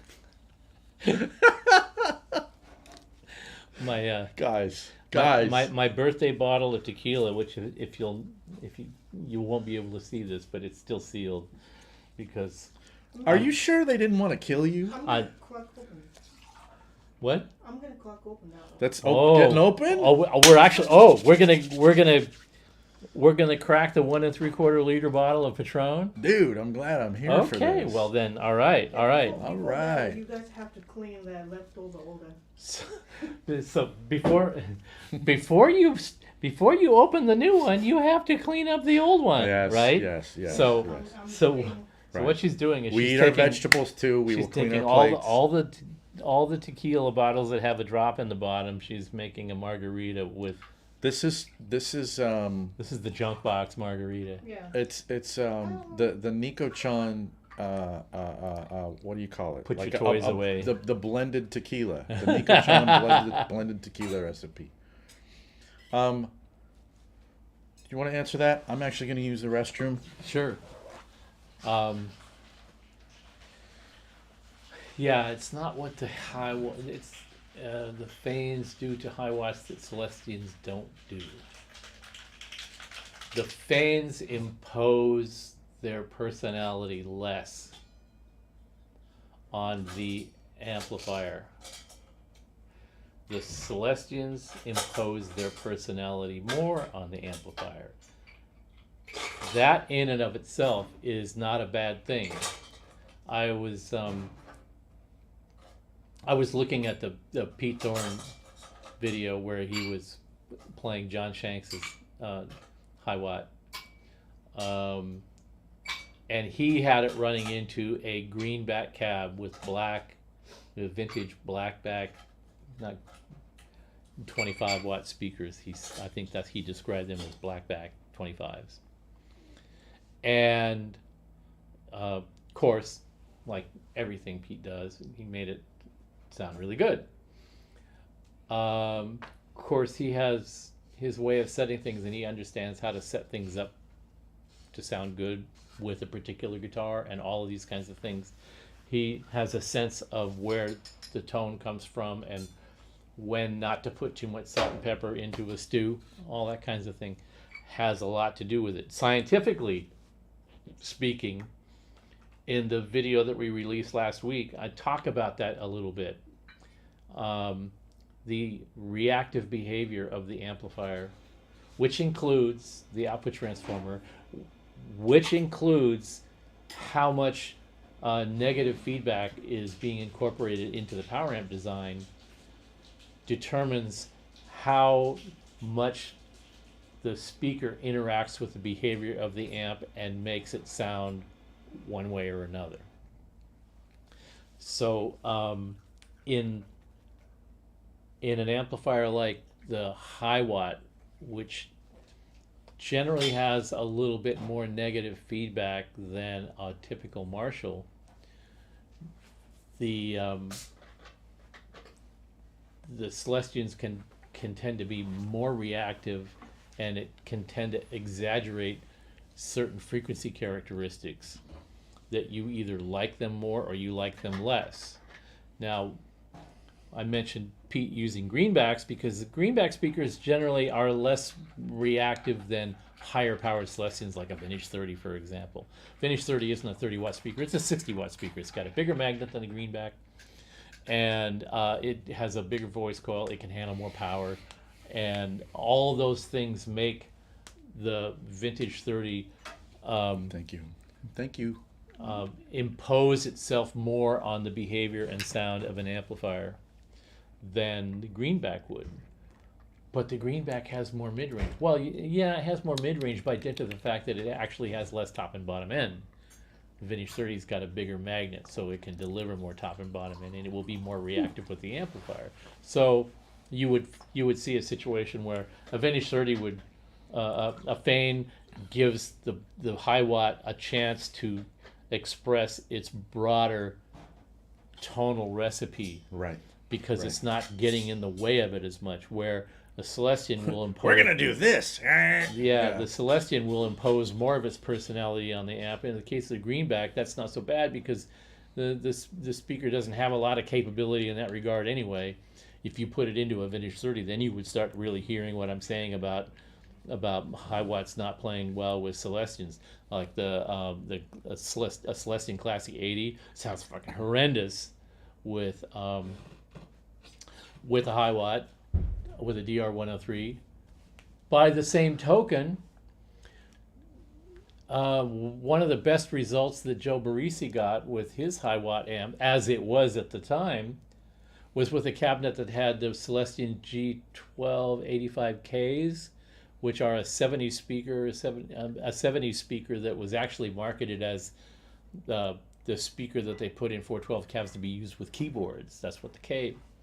I believe, no kidding! I believe Wow. that's what the K meant, was the keyboard speaker.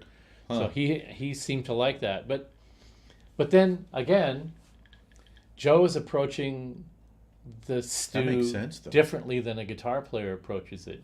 He approaches it from, with this guitar, with this player, in this room, we're just going to go, well, I think this works, let's try that, and he will be the first to say, and it was the greatest sound ever, so when I tried to use that sound with another artist a week later, it was the worst sound ever. So we all have different reasons for liking a combination or disliking a combination. But so Some of it is scientific, most of it is just personal preference. So keyboard speakers obviously is going to be designed to represent more of the full range of what's going on with that instrument. Sorry, what? You were getting your drink on. I was So checking keyboard, out my junk box margarita, and it's quite good. It's weird though, right? It's good, but I've never had a margarita quite like that. You know what it's like? It's like listening to a 412 with 4 different speakers in it. For an Eminence, a Celestian, a Fane, and a JBL. Right. Yeah.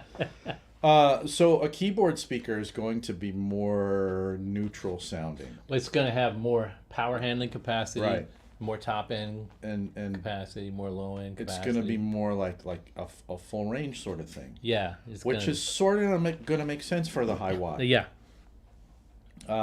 Not so much for a Marshall. What do you think? Oh, I'm sorry, I wasn't What do you- listening. Oh, but you tried. Oh, I mean the margarita. margarita? What do you think? Yeah. It's weird, huh? It's weird because I put all the leftover. But it's like there's no discernible... It doesn't have a punch. It hasn't got a distinct personality. No. Right.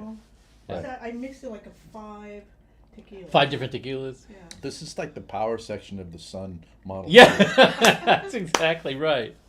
It's a little bit like if you want to finish it. It's just a little bit more. Did you answer this question, you think, thoroughly? I wouldn't Yes. even hear. Okay. Yes. All right. So we can move on. You guys, thank you for the questions. You asked the deepest, most difficult to answer questions, and I really appreciate that because I kind of feel like. Oh man, I was missing. Amanda was making fun of me and trying to get me to I keep trying. I do keep. mime stuff when you were resetting. I'm so the busy thing, and I yakking missed it. away. I haven't even really looked much at the comments list because I was basically looking for Amanda to show up so I could say, "Hey, Amanda." So hey, sorry, Amanda, we're way behind. I'm so on glad all you're this. here. And who else am I going to? Dan Pfeiffer, glad you're here. Kelly, always nice to see you. Hobarodi. Thanks for the kind comments about the ether. Well, I think. See, this is where I'm at. Audio very choppy, so that's how far behind Yeah. I am.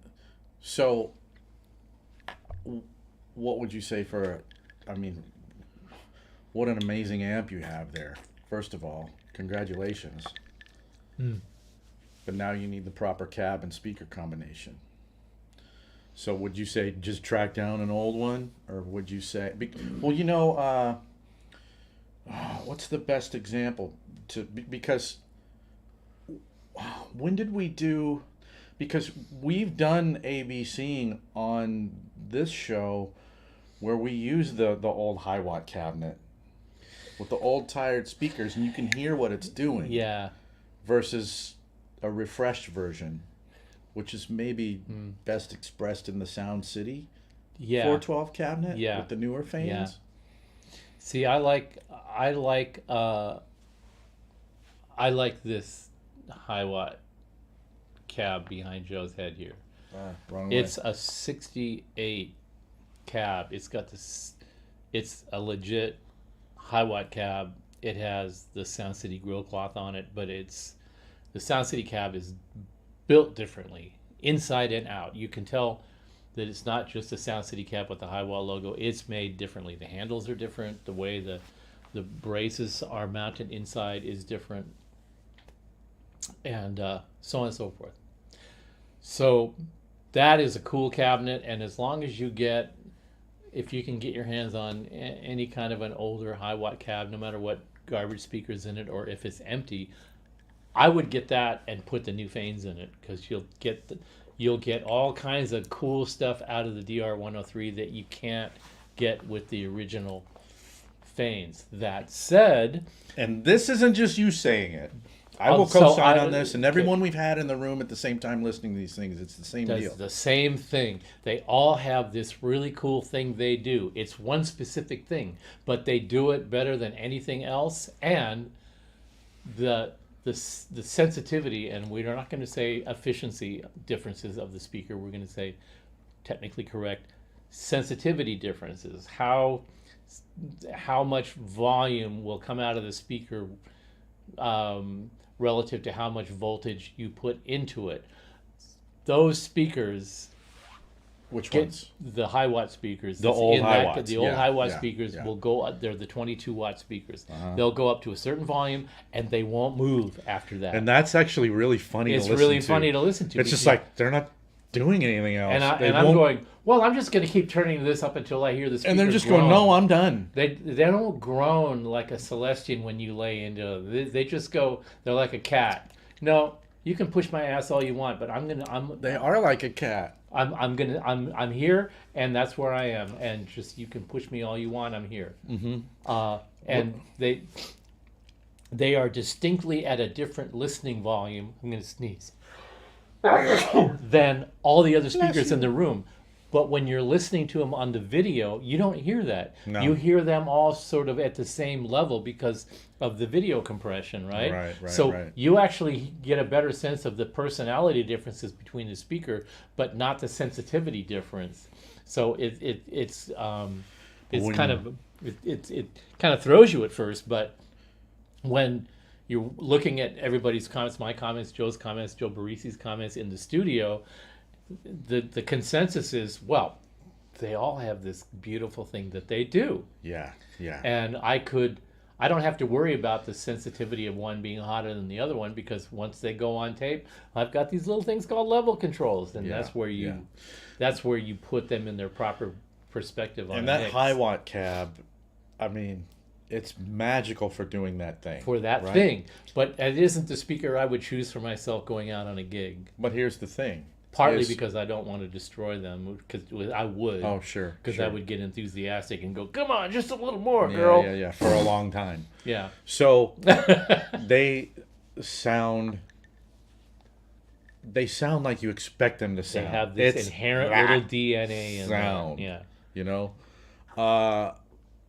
Then when you A/B them, especially with, I mean, we never loaded the new Fanes into the old Hiwatt cab, so I have no idea how that would sound. But when we did do listen- that. We did do that way back. We put, Well, you did that. I didn't do that. yeah, you I didn't. You do weren't that. in on that. Yeah. We put the new Fanes in the old Sound City cab, in the old Hiwatt cab, and in Oh, the I new would have Sound liked to City have heard cab. that. And the Sound City cabs have their little personality. And when we put them all, testing them the way we test speakers, which I've described in The video. in the video, Yeah, the part 1 video. when you hear them all in context like that, the speakers that you didn't think you liked so much, you like better now. And the speakers that you think, oh, the new Fanes, they're just like they're just phoning it in, you know. They're probably not. They don't have that much of Bullshit. a relationship to the old Fanes. Oh, man. Bullshit. They are so in the mix with what the original Fanes were trying to accomplish,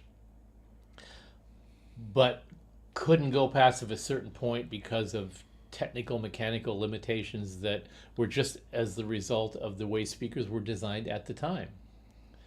And then I just read recently that some of Pete Townsend's cabs had Fanes, had the 50-watt Fanes, which I've got some of those in my stash, and JBLs.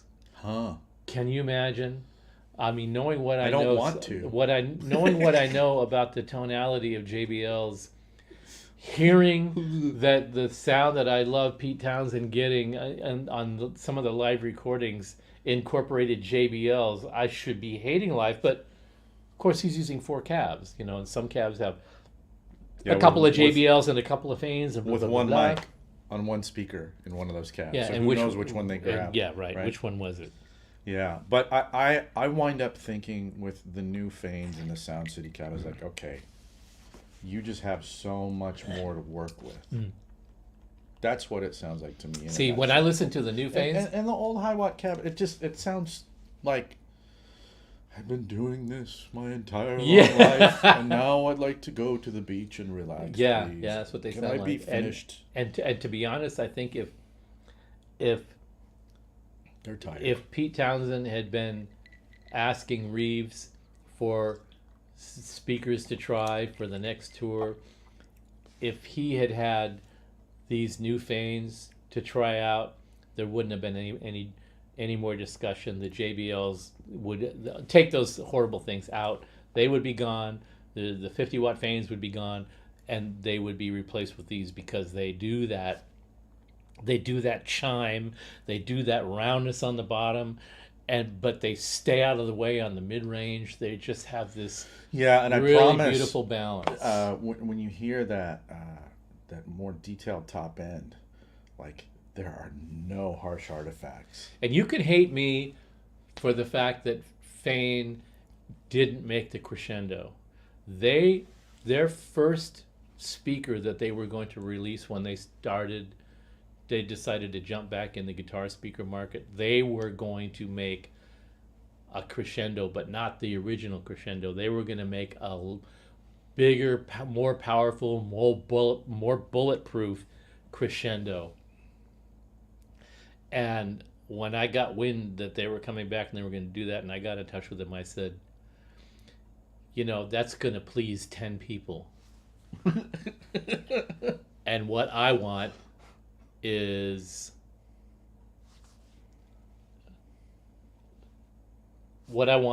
X, and what I explained to them, I wrote it out in a letter. Yeah.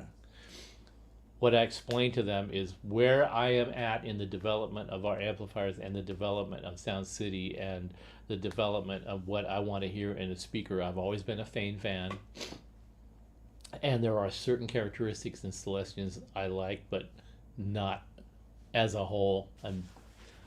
There's things that I don't like about them. And my philosophy is that if Hiwatt had continued and Reeves had continued and Fane had continued, eventually they would have arrived at this point where the guitar speakers didn't need to get a lot more powerful, more efficient, more bulletproof. They just needed to sound right. They just need to have the right elements all put together in one unit. And they were like, well, we're really concerned about reliability. And I said, look, nobody's playing that loud anymore. But if you give these people a Lies. You play that loud. I play that loud to listen to stuff, but I don't go in clubs and play that. I put the power station on it. But I want the speaker sauce to be the right kind of speaker sauce regardless of what volume I'm playing at. And if you're worried that people are going to be blowing them, my proposition to you guys is this.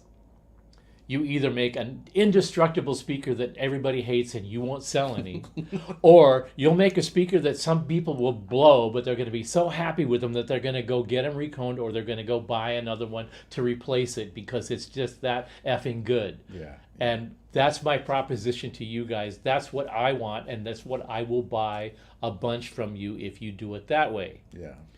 And apparently that argument was really convincing, because a month later they sent me an email going, we've gotten together with our team and read your letter and passed it around the table and bounced it off of everybody, and we've decided to change our program based on your point of view. And I was so blown away that they did that. And after the F70s came out, it took a while for people to just sort of embrace them. While that was going on, people bitched incessantly on GearPage and other places about, why didn't you bring down the crescendo, the crescendo, the crescendo? Well, you know what?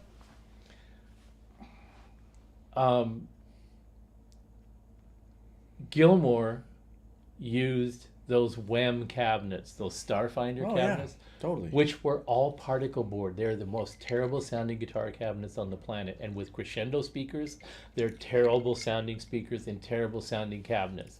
And why do they sound good with Gilmour playing them? Because Gilmour is a master guitar player, and he knows how to play his guitar and his pedals to sound the way he wants them to sound. And he's running those amplifiers way different. Way differently. He's running them quietly. Yeah, exactly. He's using the pedals to get these. And Yeah. the WEM cab that he was using wasn't really. So the an cab's integral- not really breathing and like doing its thing. It was You're not practically being pushing used it. as a monitor. It was like I saw one of those cabs like under the drum riser. Uh-huh. It's like, if I stand over here, I still want to be able to hear myself. That's Yeah. what that. Right. That's right. the purpose that cab was serving. Mm-hmm. In that stew.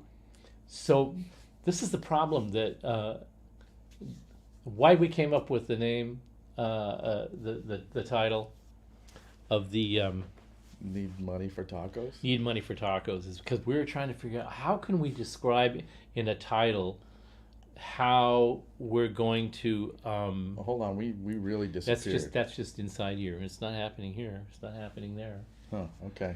What's happening here? Oh. Are you guys seeing any?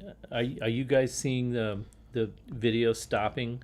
Because we're seeing it on one monitor. Yeah, we're glitching on a couple monitors. That might be the camera doing that. No, it's not the camera because it's not doing it there. Maybe my computer is. Yeah, I don't know. Probably I your don't computer. know. Thanks, Amanda. Thanks, Emo. Yeah, those WEM cabinets, they do look cool. I agree. I always liked how they looked. Did you like how they looked?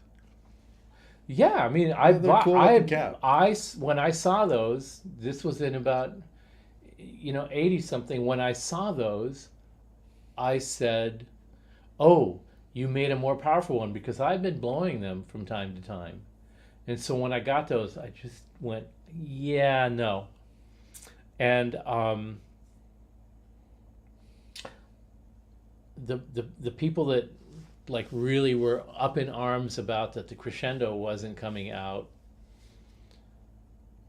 what they don't know that I know about the backstory of that was this: in order for them to make the crescendo exactly like the crescendo, they would have had to retool the original cast frame. Okay. Now, the original cast frame on those on those Thane speakers actually impart a dullness to the sound. The pressed frame steel speakers have a little sheen on the top. Cast It's like a zinc block in your tremolo. Yeah, it's exactly yeah, that. it's totally that, exactly right? like that. Yeah. The F70s are pressed steel frames. Why didn't you do it cast? Well, they wouldn't have sounded as good done cast, number one. Number two, Fane wasn't willing to risk paying $30,000 for a tool that would mold 2 frames at a time in production. Mm-hmm. So, back in the day, Fane was cranking out tons and tons of speakers. They were a way bigger OEM speaker supplier than Celestion by a factor of about 10. No kidding. Yeah, in the 70s. Wow. And so their investment in tooling was very low, and they were able to amortize that tooling over a huge quantity of different production speakers. It's a great investment. All the Fanes that are out there in the world that are 12-inch, 30-watt, 50-watt speakers are not necessarily exactly like the ones that are in the Hiwatt. They're different how? Sometimes a part number will change just because it has a different label on it. Mm-hmm. The exact same speaker, but this one says Hiwatt on the back, and this one says Sims Watts on the back. Yeah. The difference in the model number is just to put a different label on the back. But those are the fun things when you're Right. on the inside and you're like, hey, you can get these cheaper if you just go get the Sims one with Watts the speaker, different yeah. number. But it's the same it's the speaker, same. and then you feel like you cracked the code. On the other hand, the Sound City speakers have a variety of different part numbers that represent the different voice coil arrangement, the different spider, the different cone, whether the cone had the metal dust cap or the Yeah. cloth dust cap, Yeah. the diameter of the dust cap, whether it was 4, 8, or 16 ohm speaker, Mhm. et cetera, et cetera, et cetera. You know, even a part number on the terminals that you connect the wire, Yeah. the leads to the speakers, Yeah. a different terminal would generate a different part number. No shit. Yeah. Wow. So Huh. all bets are off there. Yeah. So coming to that from present day manufacturing realities and the amount of I speakers love this. that I just have to pop it up there. people are gonna buy are that those economies of scale determine how the speaker is going to get made. And Aaron, you're absolutely right. The speakers that claim to be crescendo clones are based on somebody took crescendos that they particularly like, and they might be different crescendos than the other production speakers from different years, behaving entirely differently because that's the way Fane did things, would be different. Not only that, but the clones use different frames than the original crescendo cast frames. So those are going to behave different. Wow. And on, and the magnet diameter, not only the diameter of the magnet, but the thickness of the magnet, the big ceramic disc that's Yeah. on the back of the speaker. Yeah. 38 ounce magnet. Okay. The 38 ounce magnet could be small diameter and really thick, or Sure, wide diameter and really sure. thin. They'll behave entirely differently. Yeah. Because the different shape of the magnet will determine how the magnetic field focuses the energy into the voice coil gap. And all of those things determine how the speaker behaves. You know, one of the interesting things about the JBL speakers that people don't understand is JBLs are Alnico speakers. Uh-huh. And when you think Alnico speakers, you think of these vintage things with the big, Sure. the big cover on the back. You know, the Jensens with Yeah. with this really sweet vintagey thing, and then you listen to JBL. There's nothing vintage or sweet about a JBL. A JBL has a distinct personality. You know, how, especially D120s, D130s. One of the most distinctive expressions of the JBL sound is on the live Big Brother and the Whole Company records. You can really hear the personality of a JBL speaker in that SG through a Super Fuzz in a Showman amp into D130s, and boy, can you tell what a D130 sounds like on that record. They have that pinched sort of thing. Well, that guitar is going to really push the mid-range. A lot of bottom end and this really funny sort of pinched top end. And they weren't really that... You saw that big magnet assembly on the back? They're like 70-watt speakers. You know why JBL never published the power ratings for the speakers? And they didn't. Look at old JBL literature. They never published the power ratings of the speakers. You know why? They didn't want you to know it was only a 70-watt speaker. You thought, oh, that's got to be a 200-watt speaker. Look at the size of that magnet. Well, it's funny. They always seem like the precursors to the EVs in terms of like, that's the so when the handling EV speaker. came out and it was a 200-watt speaker, it was actually a 200-watt speaker. It had a giant voice coil, edge-wound copper, which means that you can put more copper winds in the same physical area on the voice coil former. Yeah. It's flat layers of copper stacked on top of each other takes less area than round layers of copper stacked on top of each other, so that you could get more copper on to the voice coil by having flat. It's called edge wound. The flat side of the copper was standing up. So this edge wound thing in speaker land, was that sort of like... That was just the key getting more to the copper EV? area on the voice coil. Yeah. To handle more output power. That's what that was about. The JBL thing with that big giant iron assembly on the back, what that was to take this little small slug of Alnico magnet and direct the magnetic field around the perimeter of that. Wait a minute. The magnet wasn't that large? The magnet Magnet's a little tiny slug inside. No shit. That big iron assembly no on the idea. outside of it is an energy reflector. This is like the guy with that horn extension for the PA thing that you were talking about. What that did was it took the energy from the magnet and redirected it around the shape of that big bell on the back. No shit. Back I had no idea. Wow. So it's a voice coil, a slug of Alnico, yeah, and then this big iron This contraption on the enhancer. top, and that iron contraption was sitting on a big steel plate. Yeah. So what it did was it took the magnetic energy from that magnet and it followed the shape of that The big bell. back bell cover down to this big steel plate, and then it fed back down into the voice coil. Huh. That's how they directed all this otherwise wasted energy. Yeah. Now, the reason they don't do that on ceramic speakers is because the idea of ceramic speakers is that the ceramic is so inexpensive that they can waste magnetic field. So if they put that field-forming back cover on a ceramic speaker, it would do the same thing. It would. So I got a question for you. It would generate more energy into the voice coil gap and make it more efficient. However, it would be a lot more expensive and it would be a lot heavier, and it wouldn't make the power handling capacity of the speaker any greater. Okay. So there was no point in doing that. Okay. They only did that on the JBLs because that's how they increased the efficiency of the speaker. Why did they do that? So that you wouldn't turn the amp up so loud. That's why the JBLs were blowing all the time, because you put them in a twin in an open back cavity, you turn the twin all the way up, you'd blow the JBLs because they're low-powered speakers. But Except we all thought they were high-powered speakers. so they're all doing the along. same thing that Sun was doing. Just don't turn it up that loud. You don't need to, because See, I they're more didn't know efficient. that all my entire life. Nobody I didn't know knew until that. tonight. That's so. Okay, I have a question for you. In guitar pickup land, and certainly talented builders have figured out how to not have this necessarily be the thing, but typically ceramic magnet pickups, it's like these are prone to a harshness. Yes, Aaron, that's correct. Yeah. Right? They're prone to a harshness, where Alnico is more of the rounded off kind of thing, right?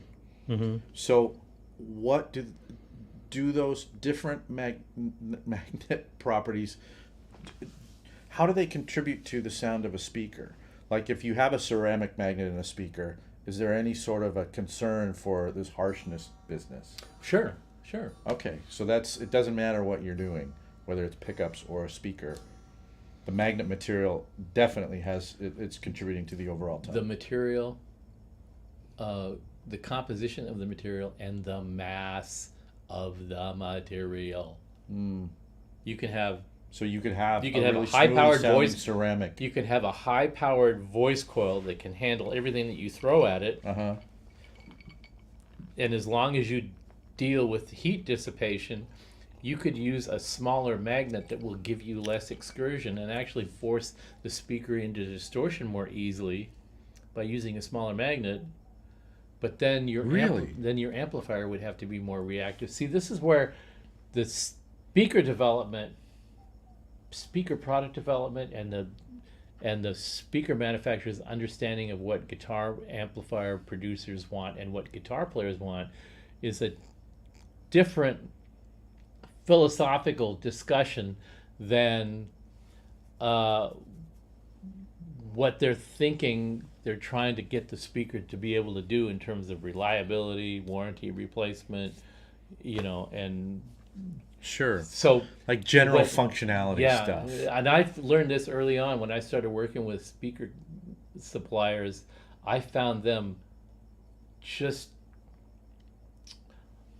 them unusually receptive to my feedback to them about what I was looking for. They were genuinely interested. Are these guys just blowing smoke up my ass? Because I'm talking to them and they're actually paying attention. And I Is realized this going to pay that, off, or is it just bullshit? yeah, I mean, I think that their attitude was, okay, we've been hearing rumbling about this company, and they seem to be like a new amp company in the scene that people are paying attention to. Maybe we should listen to this guy. And you're going, maybe they're just going, yeah, Yeah. keep talking. Yeah. Yeah, What who was the it? fuck Yeah, am I? keep Why are you paying Yeah, attention to yeah, me? But yeah. it turns out, I discovered that they only know what to make based on what the customers tell them they need these things to do. It's kind of nice. And of course, in a dynamic like that, the first thing somebody like me might do is tell them to design a speaker that's impossible to produce. And that's when they're going to start pushing back and going, well, you're asking for an awful What's lot. impossible, just in terms of materials, cost, like the whole stew? I mean, is there something that's physically impossible to produce, or is it just we can't get it to a particular price I want point? it to break up like a greenback, but I want it to handle as much power as an EV12L, and I wanted to have the bass response of a JBL D130, but I wanted to just like have this really sweet break, you just like Just those sort of ridiculous yeah, things. yeah. I want it to sound just like a plexi, but then the clean's got to be just like, a twin. Yeah. But then the mid gain's got to sound like a Hiwatt, and then but if I turn the mid, it should sound just like an AC30. So they're going to be especially attuned to, okay, here's a new hot shit on the block that wants us to build the Who's this Homermobile. Joker? Yeah, the Homer. And like, It's totally. But then you kind of got to prove yourself throughout the Right. conversation. Like, okay, I'm not. the first speaker that we had Eminence designed for us took 12 prototypes. I could not believe that they went through all that work. The second speaker that they produced for me, they got it the first time. Wow, man, that's adaptive, though. Well, I think that's because they, Were you working with the same engineer? yeah, that's probably more an expression of the confidence in the relationship and the fact that I learned a shit ton on the first go round, and I understood that we don't want to put them through. They would have, but we didn't want to. You put learned them, them, but they learned you as well. Right. So the relationship got a lot closer. Yeah. So you had that language that yeah. you can. So we could sort of eliminate stupid ideas before anybody actually started gluing things that makes together. sense. Yeah, Right.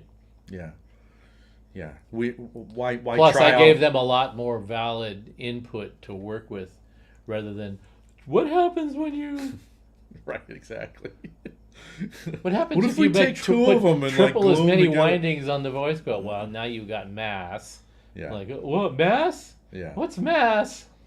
It's like, yeah, we should do 50 takes with different synth. Just shut up, Yeah. mic up the B3. Well, that's where I learned. Play that- the fucking part See, I and go didn't really home. have that I know everything attitude. I had, okay, these are guys I can learn something from. So I would just pitch them questions, and they would patiently answer my questions. And that's where Yeah. I understood, okay, I'm not going to ask you to do this stupid thing because I can tell by the tone of your voice that you've already had this conversation a million times. When you were doing this these eminence exercises, I'll call them, was that the first time that you were really handshaking with a company and they were really going to the mat with you Right. on a design? Right. Okay, that's cool.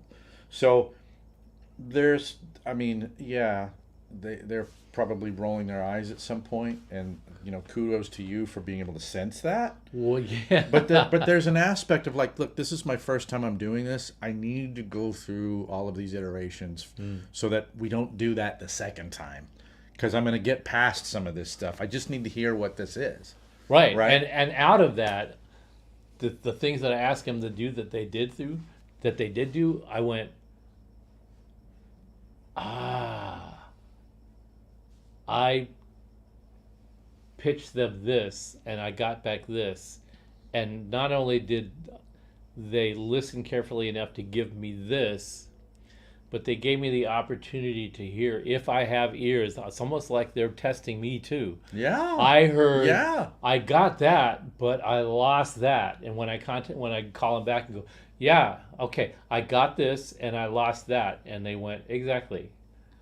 So from that, we got a sense that there was... See, that's funny, because when you call me over, like, please come over and play through this amplifier, I've been in the shop for 72 hours straight. I have no brains left. I'm objectivity. sawdust upstairs. But still, it's I have this sort of relationship with you where it's like, all right, I'm going to be as honest and as articulate as I can, but it's always gratifying for me when I'm like, okay, this is what I'm hearing, and you're like, yes, that's what you should be hearing. I'm like, okay, I'm not just on crack here, It's it's difficult. It's taking time. Like, this is why we work together well, because it takes time to understand what an artist perceives about what they're hearing, and then can articulate that.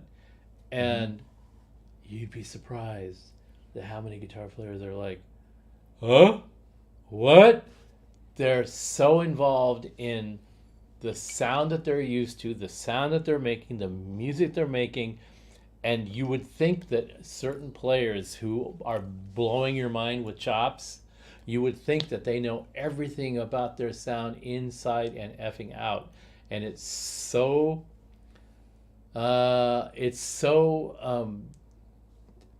enlightening and not shocking, but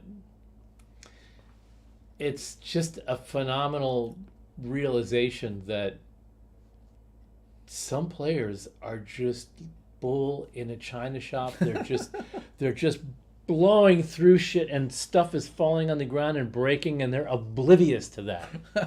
Oblivious to it. All they're thinking of is they see the little green light at the end of the tunnel, and that's what they're after. Go! And everything else is just... They're just running for the end zone. Just go.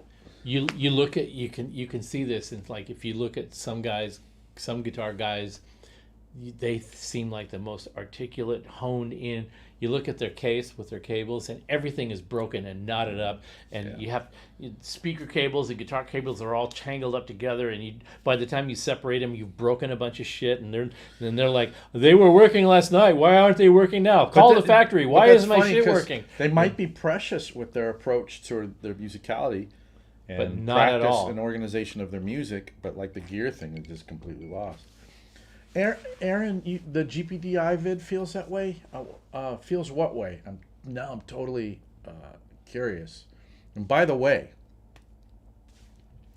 that record that I just finished, that I mixed, that I was talking to Joe about, I'm going to send it to you this week because it's 100% GPDI. Yeah, I know that you're telling me the truth, because I know that you the actually... truth. Why would I say anything else? Not you, but I mean, No, I want you to hear it, and I'm dying to hear it. And we do get, Joe's super busy. We're super busy. There are a lot of comments that people post on some of the shows or some of the other videos after the fact that Joe, what did you use in this? Or what? And a lot of the questions we get are, what is that intro song? What is that outro song? Those are all Joe's compositions that are from various Oh, all the shit in the videos. Yeah, when we need like placement music, I just find. You grab stuff out of your own catalog Oh yeah, yeah. because you're lazy like that. But it's great It's stuff. funny. It's like lazy on one hand, except it's like I have It's right so there. much shit that I've done That through you work. don't use for anywhere else. Yeah, it's like I don't know if I'll ever record that, but it was cool. I don't know if I'll ever do a proper recording of it, but that's cool. So I'll use it for bed music for different things that I we do get for a, people. we get a lot of people going, that was the coolest passage. What was that? Oh, that's cool. And I don't Oh, that even makes I me don't happy. even I don't even know what to answer because it's just like it's there's the Joe's present bin and then there's the backup bin and it's something out of the backup bin. And I don't know what it is, but I think it's cool too. But I don't know if it's got a title. I don't know when it was recorded. It You know could what have I thought Could have of been a week doing? ago. It could have been 2 years ago. Because I get a lot of kind of it's just nudgings. Like I used to post a million things on Instagram, and I kind of haven't been on social media for a while, but I used to create so much stuff that went on there, and I would get people saying, would you please finish this, or like, is this ever going to be on a thing? And I thought some of the songs that I do for product demos and stuff, I really probably should finish them, bundle them up, and release them just to stream on Spotify, like a demo record or something like that. Yeah, check out Amanda's comment. That's exactly right. Oh, that's exactly what it is, Amanda. It's the same with Yeah. same with design elements. And Amanda, we're Instagram friends, like back when I used to do all of this shit. So she used to see it. It was like every day there's like, here's the new incomplete idea. I want to understand what Aaron just said about being in the shop. yeah yeah. Pull up that highlight that one. This.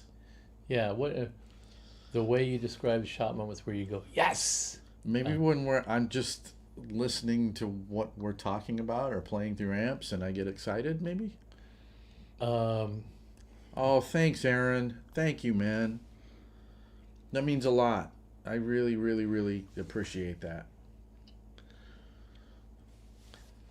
Pete does these really well, doing product videos, you have to be really efficient. It's a lot of work. You got to get a lot of and Joe's got a lot of projects and Pete gets a lot of projects and he's actually taking on more now, way more than any normal human being could actually manage. And so for him to come up with these compositions and put them all together and then break them down on a video. Okay, on this section, here's what I'm playing here, and I'm going to solo that one out so you can hear the specific part. When I look at that, I'm sure a lot of people go, wow, it was amazing that you did that. To me, it's like, I'm amazed that you had the presence of mind to be able to pull that out, all separate it, edit it into a video, get it done in a week's time. But the thing is that like myself and Pete are that way with writing, recording, and doing video stuff the way you are that with designing. And like everybody out here does with their own version of shit that they're good at. And it means what it says about the artist or the creator is how much shit you have in your quiver to work from in the first place, so that you can pull I know what I can use. I can use this. I can use this. I can use this. You don't have to make it all up from scratch on the spot. No. But that's what makes Pete such like an effective. Yeah, he's guy. very good at composing everything and then breaking it down and making it understandable to a lot of people that otherwise would just go, yeah. I sometimes it melts my brain sometimes watching that. But you do the same thing. I listen to the stuff that you basically, I know you just pretty much slammed it out. I know you focus on it. I know you want it to look and sound nice, but I also know that you bang it out in a ridiculous amount of time. And I know that when I try to do even just record a guitar track, I spend 4 days and I'm like, I think I almost am starting to get the idea that it's getting in the ballpark that's just where a I would skill like it set. to be, but And the levels are all wrong. I don't Yeah. even know if I'm recording it right. Well, I've given you stuff that the levels are just like sucked, and Joe, fix all this. I know it's going to be way too much work, and you spend about 2 minutes. Oh, you just need to do this, and all of a sudden I hear this part, and I go, wow. But like, there are certain things in amplifiers. It's like I could probably track that down and fix that, and it would take me a solid week, and I'd show it to you, and you'd have it in like 3 minutes, right? It's just the skill sets that we develop, you know. Hey, graphite. So there's. I see this. This is like probably a super old video, and I must have been like super happy playing the damn. There was thing. there was one where you just are on fire and you're playing bass, and the bass tracks rule. Oh, really? Yeah. Huh. I've threatened. Oh, here we go. Graphite and cigars, my friend. Are those honeysuckle cocktails? These I think graphite No, and these are cigars the- bust these are me the- because I was like vetiver and honeysuckle in that Yeah. bison grass. Yeah. business. No, these are the these are the garbage can margaritas where whatever was left in all of the remaining bottles that only had like just 4 drops of tequila in the bottom. It was all of time to them get them out the door. Yeah, Recycle them suckers. Yeah. So So we had a weird a Sun power amp section. 5 different tequilas in this drink, and not in equal. You know what that means? In the morning we'll have 5 different flavors of hangover waiting for us. That is what it's going to mean. Ooh, maybe we should do a video on that.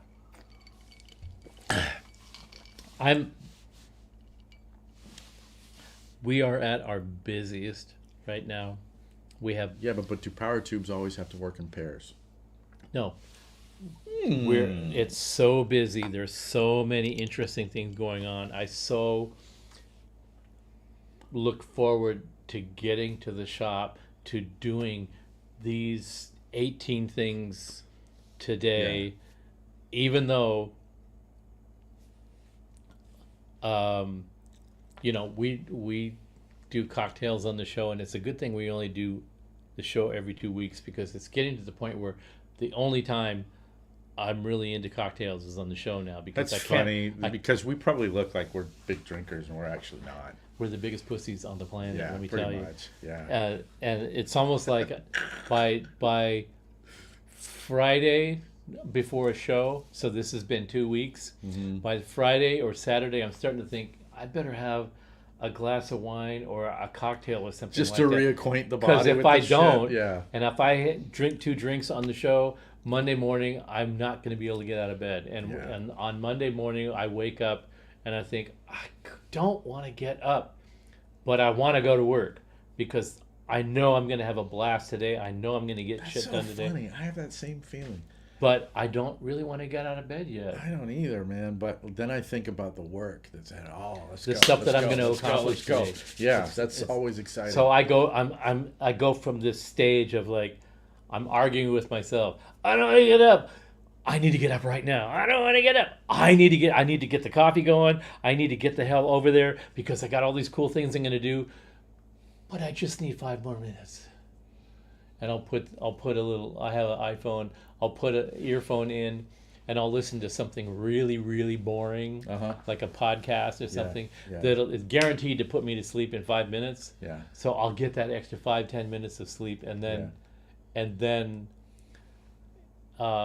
when the podcast ends and it switches to another podcast where somebody's like arguing or the voice are really loud, it wakes me up, and it's a different program, and like, all right, I gotta get up. And as soon as I get out of bed and I'm working on, we grind our own coffee. Erica roasts our own coffee, and then I grind it in the morning, and we make coffee with all these different kinds of beans that she grinds up, that she roasts, and then I grind, and I make a different blend every day. It's the weirdest thing, but once I get to that stage where I'm doing this, I'm like going, okay, by the time I get out of my driveway, all you motherfuckers better get out of my way because I'm on my way to do something cool today. But does your, I guess, what do I want to say?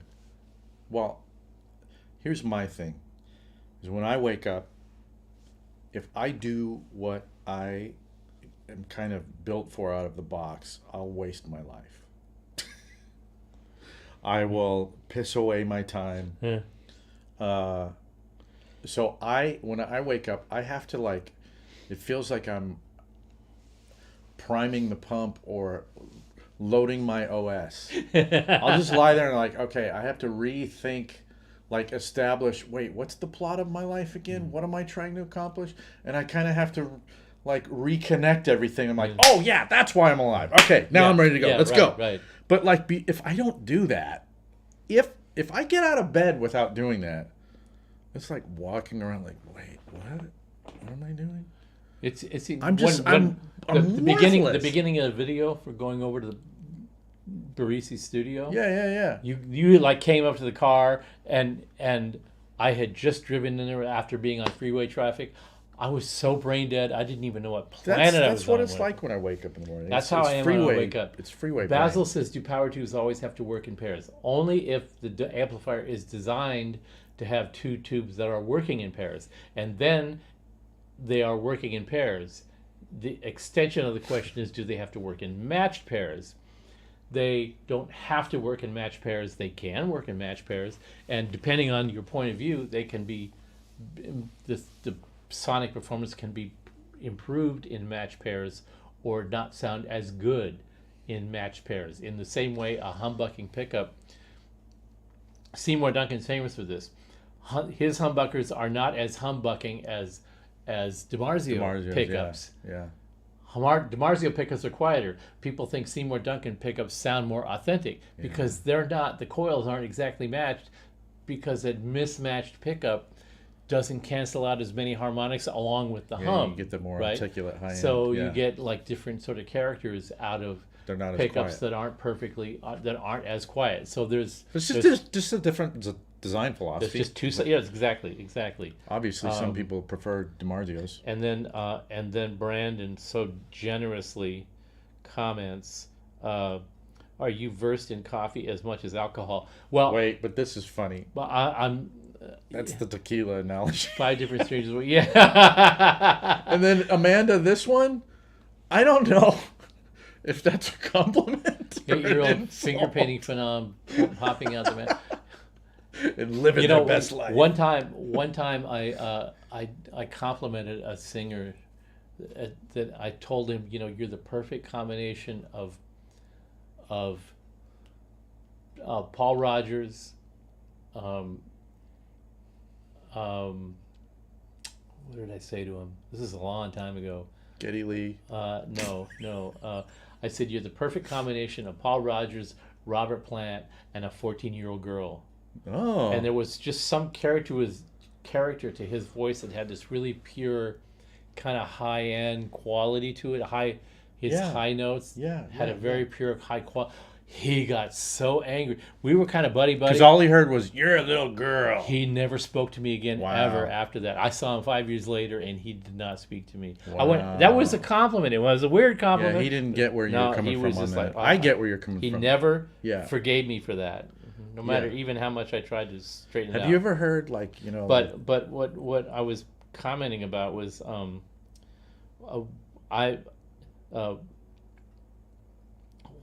the comment about being as well versed in alcohol as coffee. No, Eriko is the generator of the coffee awareness thing, and she is much more articulate about the different flavors of certain drinks and how they mix. I'm just the rubbernecker. I'm the onlooker going, I'll try whatever. But amongst us three, it's kind of interesting. We sort of get into it. Yeah, right? because Eriko goes down the coffee rabbit hole. The total. And I think she's also super into rye whiskeys and bourbons. And shoes. She goes down the rabbit hole for any reason. She's been on shoes now. Oh, I know, because she's been asking. Getting the perfect. You don't know how crazy I know. Yeah, we've been talking about that. She's. But like I'm the she's Scotch bought guy. and returned 14 pairs of shoes in the last 2 weeks because Eriko, we need to talk. Yeah. So all that comes from her. I'm just the. Oh my God, these guys are on the Geddy Lee trip. I'm the guinea pig. I'm like, That works for me. Well, you'd that's be the fun surprised thing how to many things. piggyback on people who actually know what the hell they're talking Yeah, about. and Like, paying just feed attention. me good things. Yeah. Just give it up. Give it yeah, up. Yeah. I just made this crazy thing. And then she'll tell us all the total improbable list of ingredients that she put together that should absolutely not work, and we're just like going, oh, more of that. Yeah, You know? right. You guys and the Geddy Lee riffs, this is awesome. I want to What see is how far this can Nicochan's go. one drink? Could we have Nicochan come in? Yeah, Nicochan, we have a technical question directed specifically at you that only you can answer, and I will not presume to insert my weak knowledge in that area on you. So please bless us with your response. And, Bring your and favorite grab my drink guitars. I love this. All hail into Nicochan. Red Sector A and enlighten us. Amanda, I'm Canadian. I can take this as far as you. That's right, Amanda. That's right. That's Eh? why we love Amanda. But everybody, we have assumed control. Oh, here. Please welcome to the stage for the second time this evening. It's Nicochan. We have a special Nicochan performance coming up. I've been telling Joe we need to do this for like 6 months. We haven't done it yet, but it's coming. It's coming. Nicochan might Nicochan. even know. Nicochan. Yeah. The question is, what is Nicochan's one drink? What's your top level go to? You're dying later tonight. What are you drinking your before bucket. it happens? Aaron goes, yeah. That's difficult. Oh. See, Can you guys answer that? Can I? Yeah, do you? I think I could answer that. Oh, Scotch, right? It'll definitely be a Scotch. Yeah. And it's not that crazy. It's readily available. Lafroig, that's what you're gonna. A Lafroig, 10-year-old cask strength, I That's think. what you're gonna take. And I've had That's your go-to? No, I'm I think that's- asking, because it's either that or the Ardbeg Ugadal. One of those two, and they're readily available for anyone. They're at almost any quality liquor store. I don't get or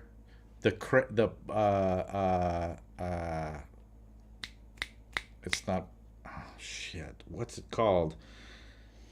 Coming around where Lafroig and Ardbeg and Lagavulin are, when you round about, there's a port there. I forget what the port is called, but there used to be a distillery there that went out of business in 1983 that you can still get. Occasionally they'll release, they've bottled something out of a single cask that's left over. That's gonna be expensive, no? It's unobtainium, but I've had a couple drams from there, and it's one of the best things I've ever had in my life. Maybe I would have one of those before, if it was my last drink. But it's Port Ellen, BMO. Thank you, Port Ellen. Yes. You know the Saturday Night Live episodes where Alec Baldwin was doing Trump? Yeah. Well, forget about the Trump part, but before that, he did Tony. Tony what? Singer Tony. Tony Bennett. Tony Bennett. And then he had a show. He had a fake show on Saturday Night Live where he was interviewing Tony Bennett. So when they had Tony Bennett on as a guest, Yeah. Tony Bennett had done like an album with different Lady singers. Gaga. Lady Gaga, Right. and the late great. Come on, guys. Mr. T. Girl, vocalist. She passed away. Amy Winehouse. Amy Winehouse, Oh, who okay. was wonderful. I was a big fan of hers. So they had Tony Bennett on, and so he had like a talk show. It was kind of like the same thing as the Joe Cocker and John Belushi thing. Oh yeah. So I forgot Baldwin about that. was doing Tony Bennett, and he had Tony Bennett on as a guest. And the intro song, they came up with an intro song for the show Uh-huh. where Tony Bennett, where Alec Baldwin is impersonating Tony Bennett, Oh boy. doing a Tony Bennett song, and he's like, he comes out, Yeah. Yeah. dun, dun, dun, dun, dun, and the song was, I like everything that's great, dun, dun, dun, dun, dun. I love everything that's great. Oh, So yeah. whenever anybody asks me what I think is great, I think of that song because I love everything that's great. I don't care what it is. If it's tequila, if it's worm Well, juice. that's But what if is it's your snake wine. personal What's- favorite? what's- I know I you love- have to have one. I love everything that's great. Well, That's, that's just gonna be the, my answer. I that's mean, the honest to God truth, and I think that that's Nicochan's answer. But you have to order something at the end of your life. You're just gonna go give me something that's great, and you're good with that. You don't have to be more I like specific than everything that. that's great. Just hand me something great, and Yeah. I'm good. All right. She does it all the time. She's like, I've been experimenting with this. I think it's going to be really horrible. You're going to fucking hate it. And I take a sip and I go, can I have 5 more of those? Yeah, yeah. You know, I've had that happen here. I love, my whole, And sonically, hold on. taste wise, food wise, music wise, guitar tone wise, drum wise, whatever. Give me something that just makes the hair on my arms stand up, and it is great. I don't give a crap what it is. Erico, Yeah. Nicochan, whichever one you want to go by right now. mhm. Erico is an amazing cook too. Like Well, it's that not grilled just in the cheese, right? cocktail. Your grilled Well, she cheese makes there's. lays waste. You know when you go out to dinner and you think, I'm going to go out to dinner because I want to go someplace that makes something good, and then I'm not going to have to wash the I dishes know and where you're stuff like going that. with this. Where I'm going with this is now we go to restaurants because we don't have any time to eat before we go to bed, and nobody wants to wash dishes, so we go out to, no matter the nicest restaurant, we go out and suffer through that garbage just to go to sleep, because now I know the same, we're going to go home when we have the time to cook. It's going to be better. It's going to be better. It's going to be better. And some people will say that, and then I had it, and I'm like, yeah, it's all right. Yeah, we had a guy that worked for us. It's Dude. like, oh, my wife's a great cook. And we went over and she was like taking plastic bags of All the Trader Joe's. of frozen yeah. stuff from Trader Joe's and throwing it in a frying pan and going, and we're like going, this is that Trader Joe's carrot and asparagus frozen blend. What? I thought you. That was kind of surprised at the time. That yeah. was Yeah. but when we're a team, we work together on a lot of different things. She's got these amazing ears at work. Yeah. There's this contribution that's invaluable. And you guitar freaks out there, if you don't think that a 5 foot tall girl from Japan is not making your guitar life better, you are out of your effing mind. This is a key member of the team that makes it work. And in the same way that she does that, the food thing is, I'm just gonna try this crazy thing. I'm just gonna try this. And all of a sudden it's like, oh, we're getting to the point where going out to eat is just literally Ah. a convenience. Yeah. Right? Yeah. Or an excuse to meet with people, Sure. because everybody's schedules is crazy. Yeah, we've done that recently. Oh, thank you, That thank you, Friday? thank you, thank you. Oh, it's stop. It's okay. It's okay. Well, shut up now. But by the same token, it sets up a conflict because she hears things a certain way. Well, that's because you guys are guitar players. A lot Right. of the audience are guitar players, Mm-hmm. and I'm a drummer. Right. And I've been playing on the stage or rehearsal next to guitar players. Mm-hmm. So I don't play the guitars, but I practice or auditions or jamming with a lot of guitar players. And you can And- see how big of a jackass and guitar players can be. I don't listen Yeah. bass sound because bass is, to me, is like a part of rhythm with me. Rhythm section play with me, but Mhm. Guitar sound have to be make me feel great so I can enjoy jamming or playing music. So it's guitar sound is really important to play my drum. So the amplifier is right next to me usually, and I hear the reflection from the back of the cabinet Mm-hmm. and or reflection from the wall or whatever. It have to be That's because you understand that that's what you have to do in order to hear every sort of. everything. Yeah, but Every it have aspect to of the be, behavior. Have to be makes me feel great so I can play good. If I ever play good, but it's that's why I'm really obsessed about the guitar sound. You know, Graphite wants to see Nicochan dual Animal from the Muppets. By the way, oh yeah, Oh, my, yeah, oh. we need you. she'll wipe the floor with him. Yeah. Trust me on that. You guys came to a gig of mine once, and Steve said my tone sounded like I was gargling with Drano. Do you remember that? Well, I was doing what Erico does. I was teasing you to get you to raise your game. Oh, well, I mean, that particular tone was like a fuzz. It was supposed to sound like that, you know? Like just, ah! I didn't know it was supposed to raise my game. Yeesh. Well, anyway, well, back to the question. I can't decide which drinks I can choose. I mean, your mom, Steve, but Lorraine was the one that introduced the whiskey world. Mm-hmm. So maybe that I will drink the Manhattan to for your mom. Mm. But, yeah. Oh. Just sort of as a tribute. Yeah, tribute Right. to your mom. Yeah. That's what Wow. Okay. because she makes it. She's makes a really good Manhattan, Mm-hmm. but using the Jim Beam. Mm-hmm. So Doesn't have to be the expensive it shit. doesn't have to be expensive. She's making a really. She just good knows how to make it good. Yeah, that's my preference of the Manhattan. Mm. So it doesn't matter the where I go. My Manhattan flavor is your mom's Manhattan. Very So, interesting. Yeah, it doesn't matter if you're using like the good whiskey or what rye. I like a rye, but Yeah. goes back to my preferences. Jim Beam, Manhattan. Mm. So I think I'm going to have it in my Mm. life. Okay. Mm. Mm. All right. Well, we're getting towards that special time, but I think maybe before we wrap up, we should listen to Joe's Hiwatt. We've had like such great questions and comments and feedback from you guys. This is so. Yeah, and you guys had a Rush discussion there without me. I love Rush.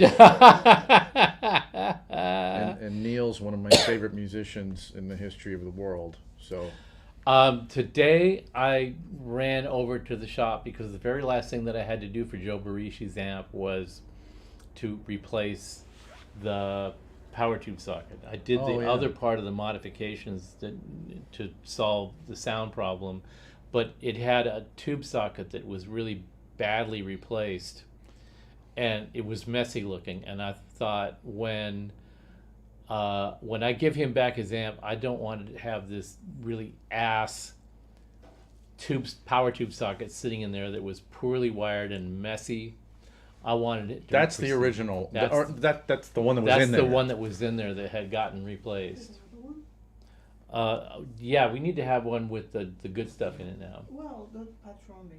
Okay. Oh, I don't need another one. I'm gonna have to drive home. Yeah. Okay. No, you need another one so that you can drive home.